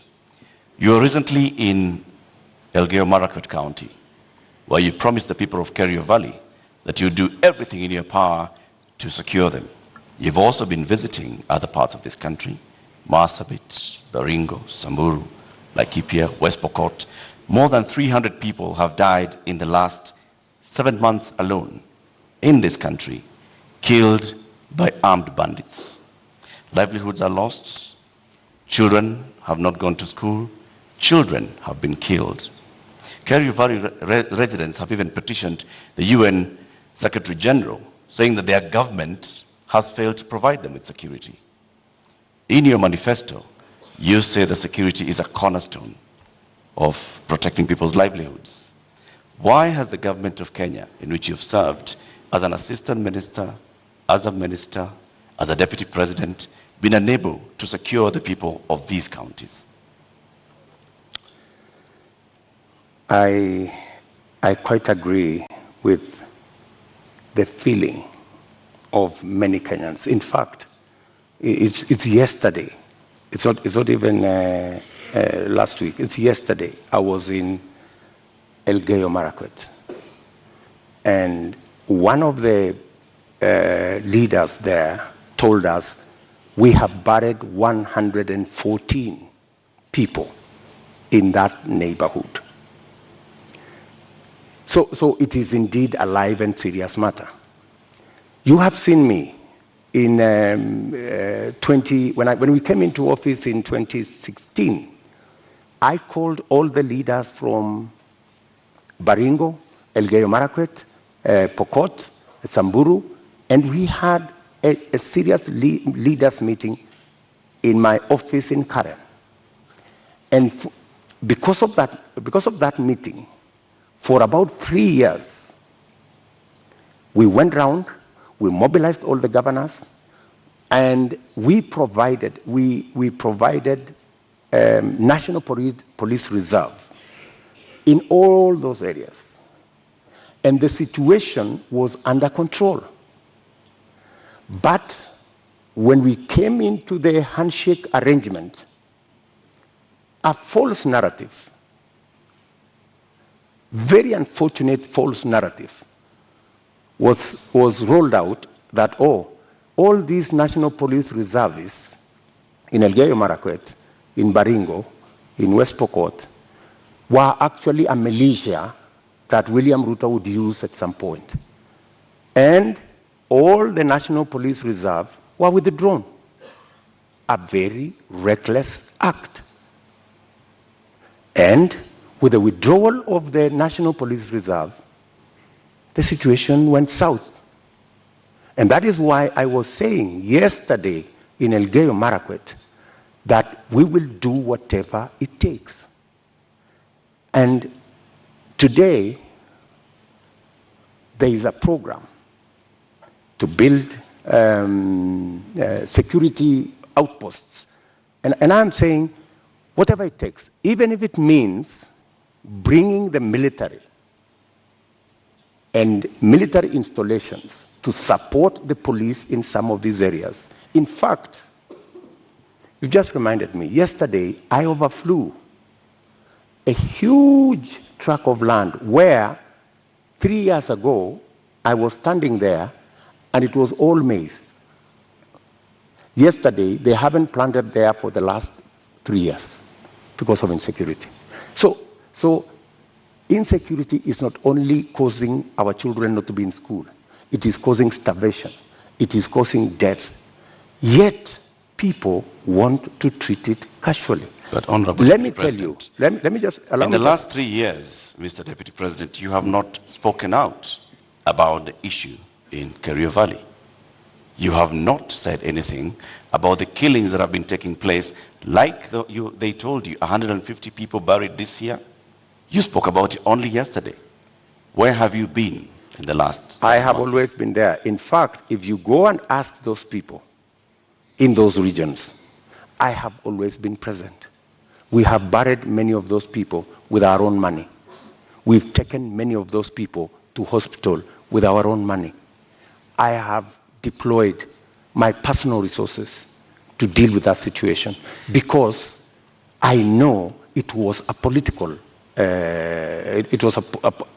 political agenda. You know, the withdrawal of the National Police Reserve was really an unfortunate act. But because it was intended to punish William Ruto, you know, never mind that many people lost their lives, is a real tragedy. But that is the nature of our politics in Kenya. Honorable Ruto, unfortunately. Honorable Ruto, you're saying that was done to punish you? What other explanation would you have? You go withdraw security personnel in the whole of that whole region, you know, you subject people to... How would that punish you, Honorable Ruto? Because I am the one who had led the whole, in fact, I am the one who had taken charge. In fact, I was there every 2 weeks in that region. I was there every 2 weeks. I am the one who mobilized the resources. I am the one who mobilized the security men, the identification of the National Police Service. And so it looked like it was about me. It was never about me. Did you mobilize those resources on a personal basis or as Deputy President? As Deputy President. So why would your government punish the Deputy President? You live in Kenya, my good friends. And I am failing to understand it, sir. And you know... Are you telling the people of Kerio Valley that 150 of them have been buried this year alone just because a government is punishing the Deputy President? Not just that. The Kimwarer and the Aror dams were cancelled intentionally to punish my supporters. That's it. We will come to that, sir. You, as the Deputy President, consume intelligence reports. Tell us, over the last 30 years, what is it that has led to this continuous cycle of violence in Kerio Valley, in Baringo, in Samburu, in West Pokot, even going as far as Marsabit County? What causes this, and what will you do, knowing the intelligence that you have? The biggest contributor to the situation we have in those regions is competition for resources, competition for water, competition for pasture, general matters of education, and precisely the reason why we had a plan on Radat Dam to provide the water for the whole of that belt. Aror, Kimwarer, Lowat. These are dams that my thinking was, if we provide water in these areas, we can sufficiently roll out irrigation. For your information, that whole Kerio belt where people are fighting, it is a granary. We have the best mangoes from that region. We have very good soya that can be grown in that region. The only impediment is water, access to water. And there are enough rivers to be tapped. My solution to the whole of that region is twofold. Let us provide water for livestock. Let us provide water for irrigation. And let us get schools developed, as well as making sure that we provide road infrastructure. That's why we rolled out the road from Parbelo, cutting across that region, to come out on the other side in a place called Marich Pass, through Tot, through Chesongoch, and now there was also the road that was supposed to connect Kapedo from the other side of Turkana coming to Nakuru. Opening up that area is the solution. Opening up that area in terms of infrastructure and opening up that area in terms of water infrastructure will provide the solution. Unfortunately, there are people who don't see it that way. So you say that the Aror Kimorel Dam, you recently said that you are going to complete it should you be elected president. Yes. Why did it fail? I will. Yes, I will. It didn't fail. It was made to fail. I mean, let me tell you. As the Deputy President, sorry, sir, to just interject. As a Deputy President, and like I started by saying, you've been minister before, you've been an assistant minister, we are talking about violence that has been taking place for decades, not just in the term that you've been Deputy President. So this is not about you being punished now, unless you're telling us that for a long time, there are people that have been scheming to punish William Ruto by killing the people of Kerio Valley. That's not what I'm saying. I am saying we had a solution. We had close to 5,000 National Police Reserve. In fact, we'd even moved a step forward to provide armored vehicles to make sure that we can follow whoever these criminals are right? We had a plan. Unfortunately, that plan was frustrated. And the plan was, let's provide a National Police Reserve. Then, let us construct the roads. Then, let's provide water infrastructure. And then, let's provide school infrastructure. That way, you ease out people from that situation where they are today to a new environment where they appreciate education, they have food to eat, their animals have water and pasture, and then you can develop that region. In fact, in my mind, that's where the future of Kenya is, because we have huge tracts of land in that region. And the fact that people have been fighting in that region forever doesn't mean that they should continue fighting. We should find a solution. Honorable Ruto, let's go back to the issue of water, and you've mentioned the Kimwarer and Aurora dams.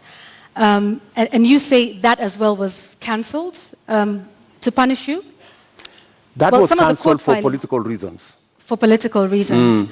Well, some of the allegations that have been made by the DPP in court is that payments were made contrary to the law, they were not processed through the consolidated fund, that in fact, this was all done to ensure that there were kickbacks, that the government made advance payments, including 11 billion shillings in excess of unnecessary debt to, this is what they're saying, which prosecutors say were to go to, friends and co-conspirators of this scheme. If this is what you allege, are you alleging tonight, Honorable Ruto, that there is a big conspiracy between the DPP, between the courts, and also politically with respect to the Aurora and Kimwarer dams that are now in court? For your information, Aurora and Kimwarer was signed at the same time with other government projects, signed by the same companies, funded by the same financiers, and they were signed not with me, witnessed by the President of Kenya. So these are not projects that were cooked at night or in some dark corner, right? How come that the only projects that did not go through is Aurora and Kimwarer? All the others went through. That's number one. Number two, today, the government of Kenya is in court because the contractor, with all those allegations that have been made, the contractor has gone to court to demand payment of another 12 billion shillings. I mean, that should concern everybody. There are also suspects in court, Honorable Ruto. Pardon? There are also local suspects in court over the matter. Forget about the court matter here. The contractors are in court in London, and the government of Kenya is already replying to the case in court. And they cannot afford to make it public because it's embarrassing. Why did the contractor not continue with the project? Because he was denied the land where to set up the dam. And that was an undertaking by the government of Kenya, that we're giving you a contract, we're going to give you land, we're going to give you this infrastructure for you to build the dam. And the reason given then was that, the dam was going to be in a forest. How many dams are in the forest? We have Yamo Dam in the forest. We have many other dams in the forest. So I think, we have to be honest with ourselves. And that's why I am looking forward to the day somebody will step forward and actually tell the country, how will the government of Kenya lose 20 billion shillings that was supposed to build Aurora and Kimwarer, and yet there is nothing on the ground? What was this? What was this sinister motive? Do you believe money was lost? I don't believe any money was lost. And even if money was lost, people should be taken to court. But you said around 2019 that it was 7 billion shillings that was lost. No, and not I the didn't 21 say that. that was being alleged by the DPP. I didn't say that. Check my statement. I am very clear about what I said. I said 7 billion shillings was paid. right? That's what I said. And for your information, I said that 7 billion shillings that was paid was actually insured. The reason we should be asking is, why hasn't the person, the company who insured that money, why haven't they been asked to pay? Because the company that insured that 7 billion is a well-connected company. That's why the demand letter has not been put to them. So what you're alleging... And you see, Kenyans will one day really marvel at what really happened in this Kimwarer and Aror Dam. You will be shocked. Tell us what really happened, because what it sounds like is you're alleging the investigating authorities, the DPP, the courts. There are suspects in court at the time, including former Cabinet Secretary Rotich, who I believe was charged afresh a couple of months ago over this issue. If this is all politically instigated, are you then saying that all of these authorities, different arms of government, are conspiring against you, from investigators to the DPP to the courts, to punish you, Honorable Ruto? Let me ask you, that matter has now been in court for 4 years. It has not moved an inch.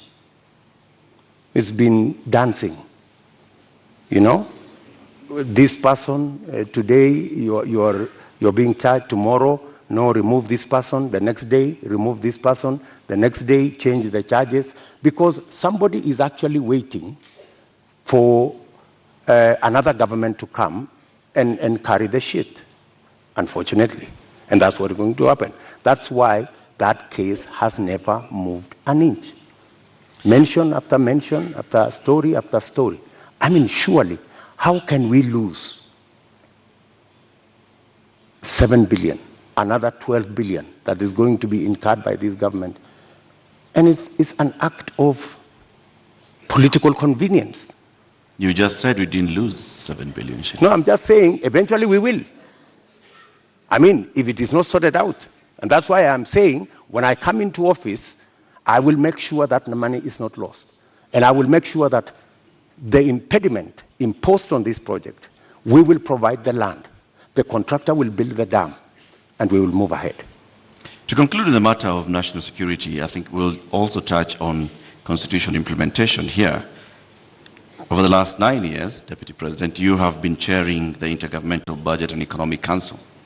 The Constitution establishes, under Article 204, the Equalization Fund, which was meant to fast-track development in some of these marginalized areas, the ones we've been talking about, and many others, to help them with water, roads, health, education projects. Why has this fund never been operationalized? Two things.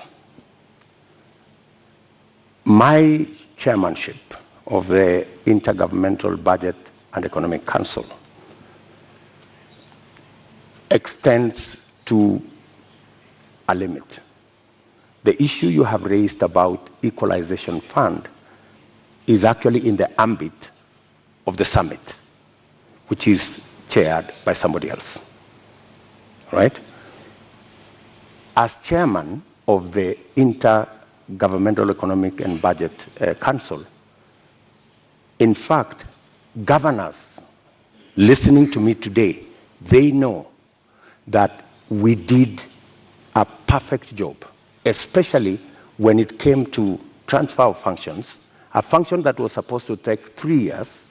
We made sure that we worked day and night because we wanted to get devolution rooted and moving.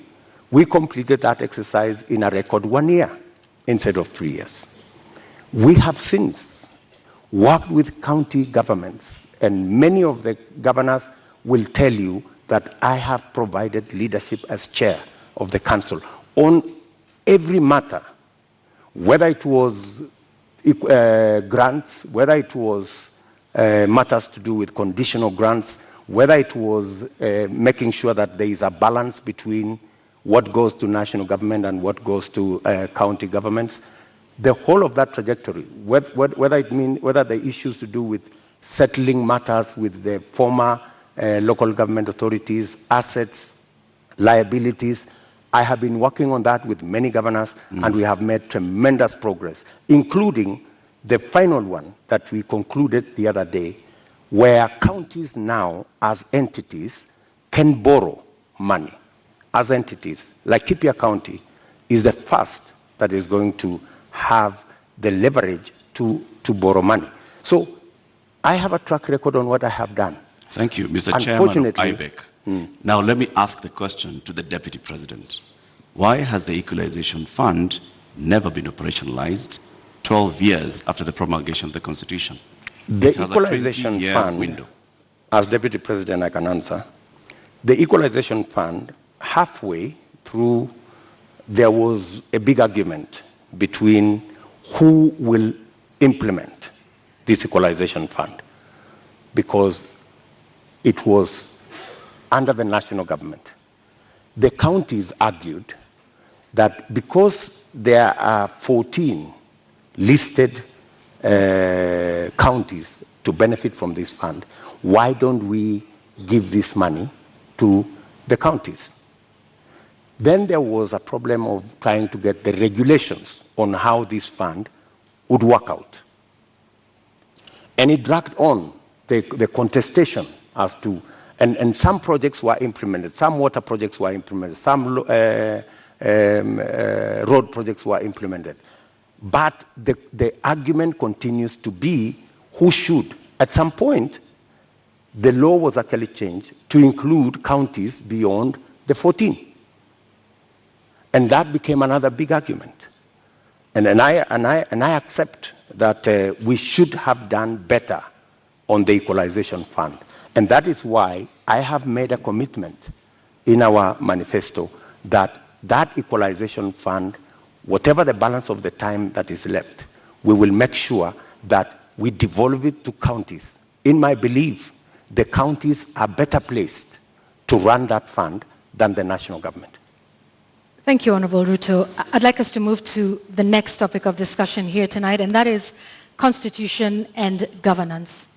13 years since the adoption of the Constitution of Kenya 2010, citizens continue to complain about non-effective implementation and a weak culture of constitutionalism. Honorable Ruto, which part of the Constitution of Kenya do you think has not been implemented with fidelity, and why? I think we should sort out the two-third gender rule. I think we owe it to the people of Kenya, and especially to the women of Kenya, that this part of the Constitution is implemented.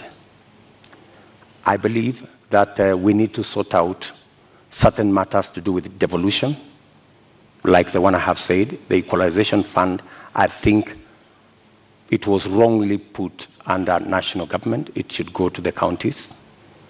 I also believe that there are functions that should not have been made contingent or shared functions between the national government and the county government. Regional authorities, for example. Those are functions that we should either agree to be managed by counties jointly or to be subsumed into county governments. If it is Kerio Valley, how do we split it so that the counties in the Kerio Valley we have a Kerio Valley Development Authority. Should that be managed by the national government? I don't think so. I think it should be managed by the counties in the Kerio Valley. So these are some of the functions that I think we need to clarify. We need to complete the implementation of the Constitution. I have raised, for example, the matter of the Judiciary Fund. I think we have wasted too much time in implementing the Judiciary Fund. After I pushed so hard, this year, 1st of July, the Judiciary Fund was operationalized because I have been talking about it for the last year and a half. So these are some of the sections that I believe that we should be able to conclude the implementation of the Constitution. Let's go back to the two-thirds gender principle. In your view, why did we fail in terms of getting this since 2010? I think, speaking for myself, I have made a commitment, and I know it's doable, to make sure the 2/3 gender rule is realized. There are different proposals. There are proposals that require constitutional change. There are some that do not require constitutional change. And I have assembled a team of very competent constitutional lawyers to look at how we can have a framework in 90 days of our government, and within 1 year, make sure it is implemented. And it's not necessarily for purposes of the women of Kenya. It is for the benefit of everybody. The fact that we do not have as many women leaders is actually a negative for us. There is something we are losing. The women leadership component that is not in our arithmetic is actually taking away from us. I believe that having women leaders would actually enrich our governance and our leadership as a nation. And that's why, for example, when these matters came up in the BBI discussion, I vehemently opposed the fact that women were being removed from the National Assembly, where the substantive financial issues are being decided, and they were being relegated to the Senate. So I was wondering how a right that had been given to the women of Kenya in the National Assembly could be withdrawn, and they are hoarded into the Senate. So that is my commitment to the women of Kenya. Also, on the judiciary fund that you've mentioned, you said you will operationalize it. But the judiciary is by dint of the Constitution of Kenya independent. So what is this exactly that you will do that operationalizes this fund? You see, independence can be undermined by financial resources.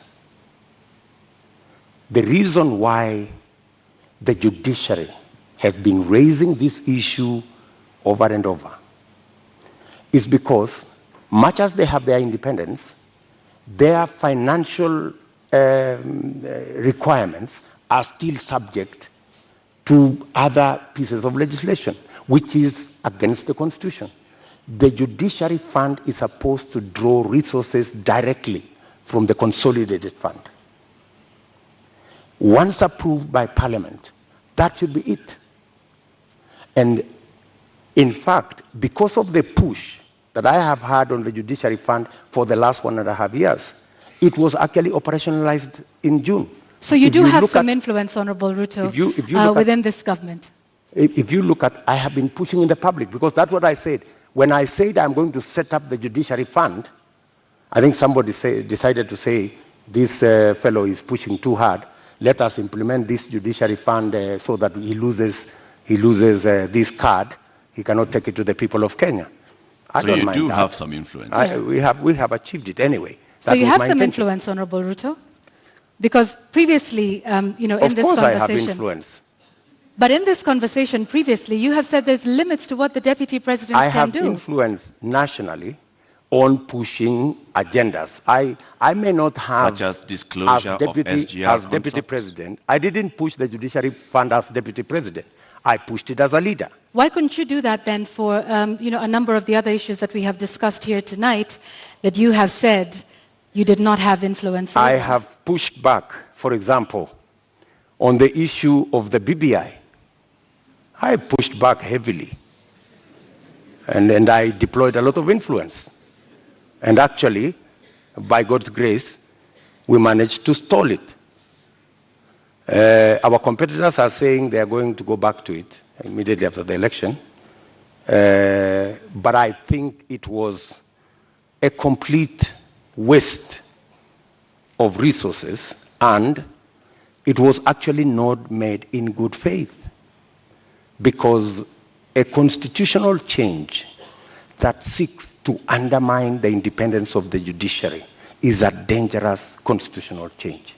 A constitutional change that seeks to subsume the executive and the legislature and take us back to where we were in the Nyayo days is actually taking us back, not taking us forward. And that is why I made my position very clear in the public domain. Honorable Ruto, do you believe in the independence of the judiciary? Pardon? Do you believe in the independence of the judiciary? I don't know how to answer you. In fact, if there is one person who has fought for the independence of the judiciary, it is William Ruto. I am the only person with a few of my friends who stood up to the so-called ombudsman that was supposed to be injected into the judiciary, appointed by the executive to supervise the judiciary, something I totally disagree with. You talk about you being the biggest defender. However, the administration which you have served since 2013 has been cited several times for disobeying court orders. Let me give you one example, or a few. Former Air Force commander waiting for 6 years to be restored to his rank and given 71 million shillings compensation. NYS service official injured in the line of duty, yet to receive 3.6 million shillings by the courts. There is a number of those, including the matter involving the swearing in of judges. This is an administration in which you sit. In fact, former Chief Justice David Maraga has often lamented the executive's disregard of court orders. You are the second in command of the executive and of the Republic of Kenya. What are your thoughts then around the independence of the judiciary, and why have there been so many court orders disobeyed under your watch as Deputy President? Two things. I am an ardent believer in the independence of the judiciary.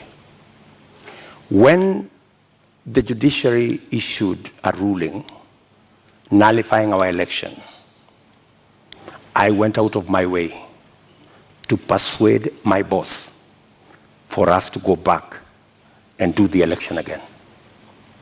Because much as we criticized that judgment, because we believed that we had won that election fair and square, but because of our commitment and belief in the judiciary, we still obeyed the dictates of the judiciary. That's one. You have raised incidences where, of course, judgments have been entered against government and they have not been sorted out. And I quite agree. And in fact, that was one area we identified even as we developed our manifesto. If you look at our manifesto, we have squarely identified that as an issue, that we cannot continue this situation where government leads in disobeying orders. Honorable Ruto, yes, that's indeed a good matter for me to interject. Just hang on one second, Honorable Ruto.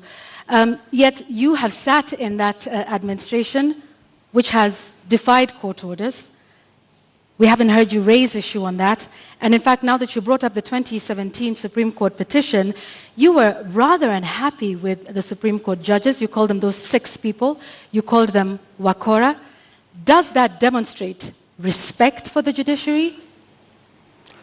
In fact, I had occasion to have a one-on-one with Maraga. And I told Maraga an incident when I first came into Parliament. I met Paul Muite, a seasoned lawyer and a legislator, and he told me this, which has really stuck in my mind. He told me, young man, when I first became a member of Parliament in 1997, 98 actually. So he told me, when you support a government, it also includes criticizing that government when it goes wrong. So part of supporting a system is pointing out when you think they are not doing the right thing. Criticizing them is one thing, Honorable Ruto, but calling them wakora, which means conmen? Do you believe that the Supreme Court judges of 2017 were conmen and women? I would want to understand in what context that Wakora thing you have mentioned, because I have, if there is any respect for the judiciary, is to comply with the decision of the court. Did we comply with the decision of the court? Yes. We went back to the election. But you haven't in many of the other court orders that we have cited here tonight. We went back to the election. And the admission that the fact that there are so many outstanding issues and the fact that I have singled them out and they are part of what I intend to sort out is actually halfway the solution. I don't think if you look at the manifesto of our competitors, they have recognized that as an issue. I have recognized that as an issue because I believe in the independence of the judiciary. I believe government should lead from the front in obeying court orders. And in fact, we have said in our manifesto, if you read it clearly, it says we will look at all judgments that have been entered against government. And we will develop a mechanism to make sure that within 1 year, we comply with all judgments entered against government so that even as we drive the country to obey court orders, we lead as government from the front. Let's talk about something else, Mr. Deputy President, and this is with regards to leadership and integrity. Your opponent, who did not turn up tonight, said he could not come to this debate because he did not want to face a man who has no regard for ethics, public morals, or shame. How do you respond to that? Do you sincerely believe that that is the reason why he's not here? I don't think so. I don't think so. My competitor is not here because he doesn't have a plan. He doesn't have an agenda. He cannot articulate anything to the people of Kenya. That's why he's not here. Secondly, my competitor is not here because he doesn't want to answer difficult questions. You know, he's been part of this administration, the handshake administration, for the last 5 years. KEMS happened, and many other things happened. In fact, my competitor could not come here because he's not the real candidate. He's a project. At this moment, Honorable Ruto, just one moment, just to remind our members of the audience that they agreed to abide by the rules of the debate, and that involves no cheers, no jeers, no noise. Honorable Ruto, I'm sorry I interrupted you. Please carry on. Sorry. So, I mean, that's the reason. So these are just scapegoats. You know, he's dodging difficult questions. He doesn't want to answer. His allies, the handshake allies, Mr. Deputy President, there are expectations that are laid out in the Constitution and in law with regards to the character and the values that a leader should have. Do you think when you go out in public campaigns and you use terms to describe your fellow leaders, that demonstrates you as somebody with great values, fit for leadership? I have tremendous respect for all Kenyans and all Kenyan leaders. I have not in any way undermined the public standing of any leader or any person or any Kenyan for that matter. I have not called anybody washenzi. I have not called anybody takataka. I'm just a... Kitendawili? Huh? Kitendawili? I mean, is kitendawili an insult? Ganga? Huh? I think we have all come to understand what kitendawili means. Mr. Deputy President, there's public perception that associates you with a rather good appetite for acquisition of property, particularly land. And this has been mentioned many times.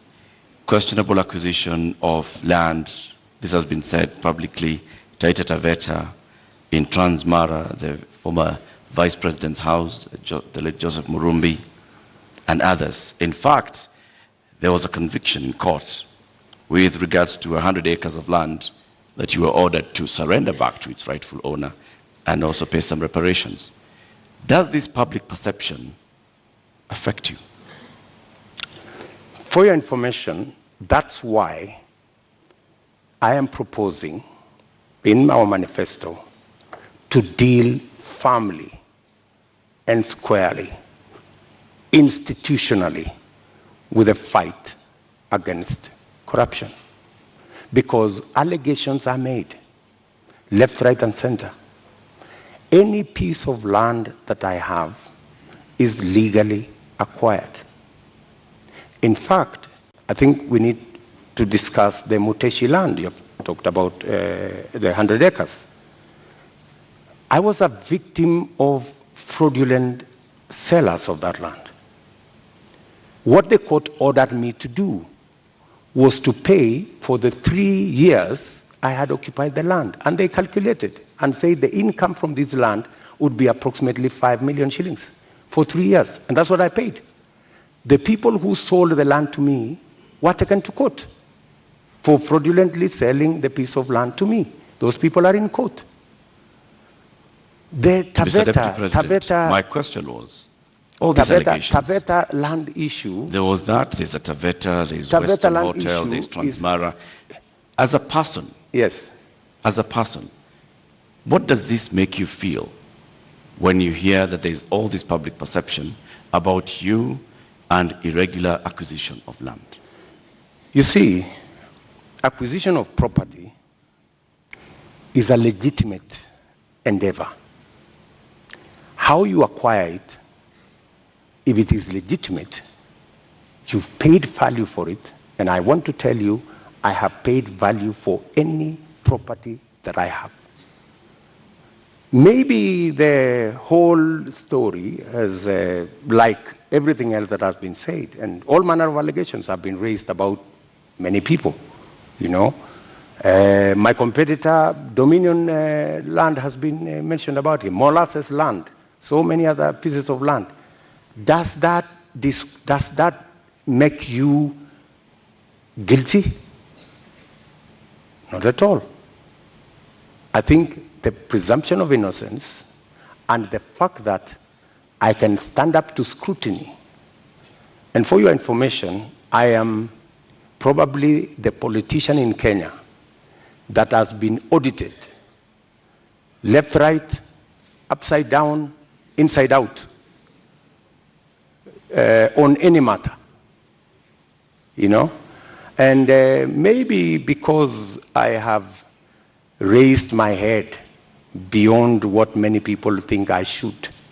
If I was a quiet business person, I am sure I wouldn't attract the same kind of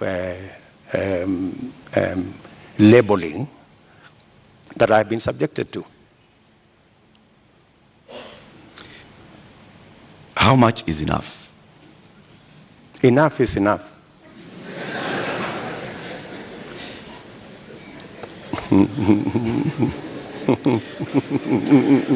Mr. Deputy President.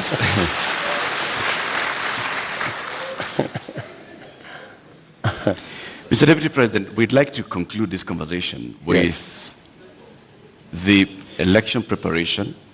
We're just 2 weeks away to the August 9th general election. You've previously said that, yes, you are willing and ready to accept the outcome of the election. Are there any circumstances under which you will not accept the outcome of the election? For a minute. Accepting the outcome of the election includes going to court if you have an issue with the results. That's accepting the outcome of the election. Okay, you say my competitor has won. I have a doubt and I will go to court. Why I made that deliberate statement is because we have had a situation in Kenya where every other election we foment a crisis around refusing to accept the outcome of election. And it has cost us lives, property, and many other things. And I needed to be on record, and which I am, that I will accept the outcome of this election. I know that the people of Kenya will make a choice. If it is me, I will prepare to govern the country on day one. If it is not me, I will accept that my competitor has won. If I have any issue, I will go to court and accept the outcome of the court. Honorable Ruto, we've come to the end of this conversation tonight. We would like to give you 2 minutes to give us your closing statement tonight.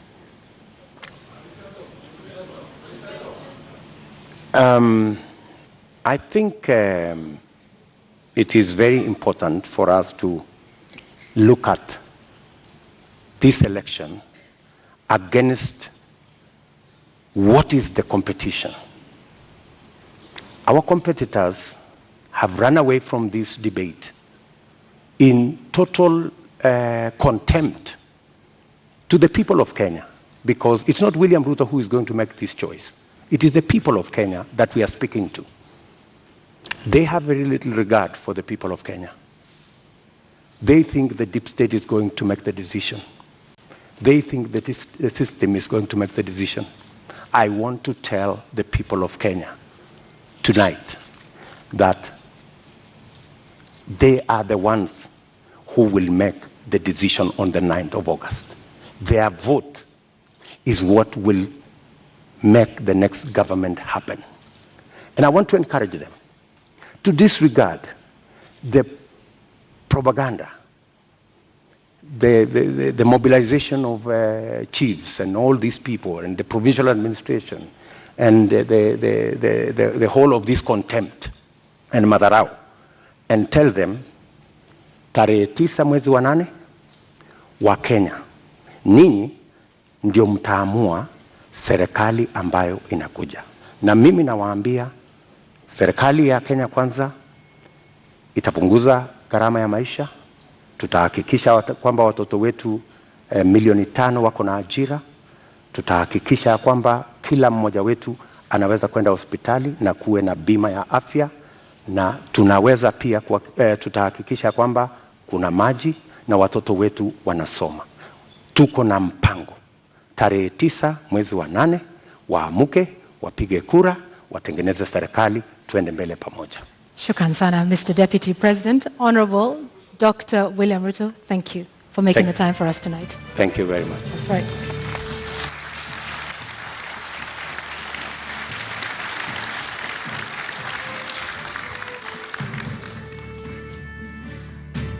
Well, ladies and gentlemen, and the viewers here in the audience, following this at home and of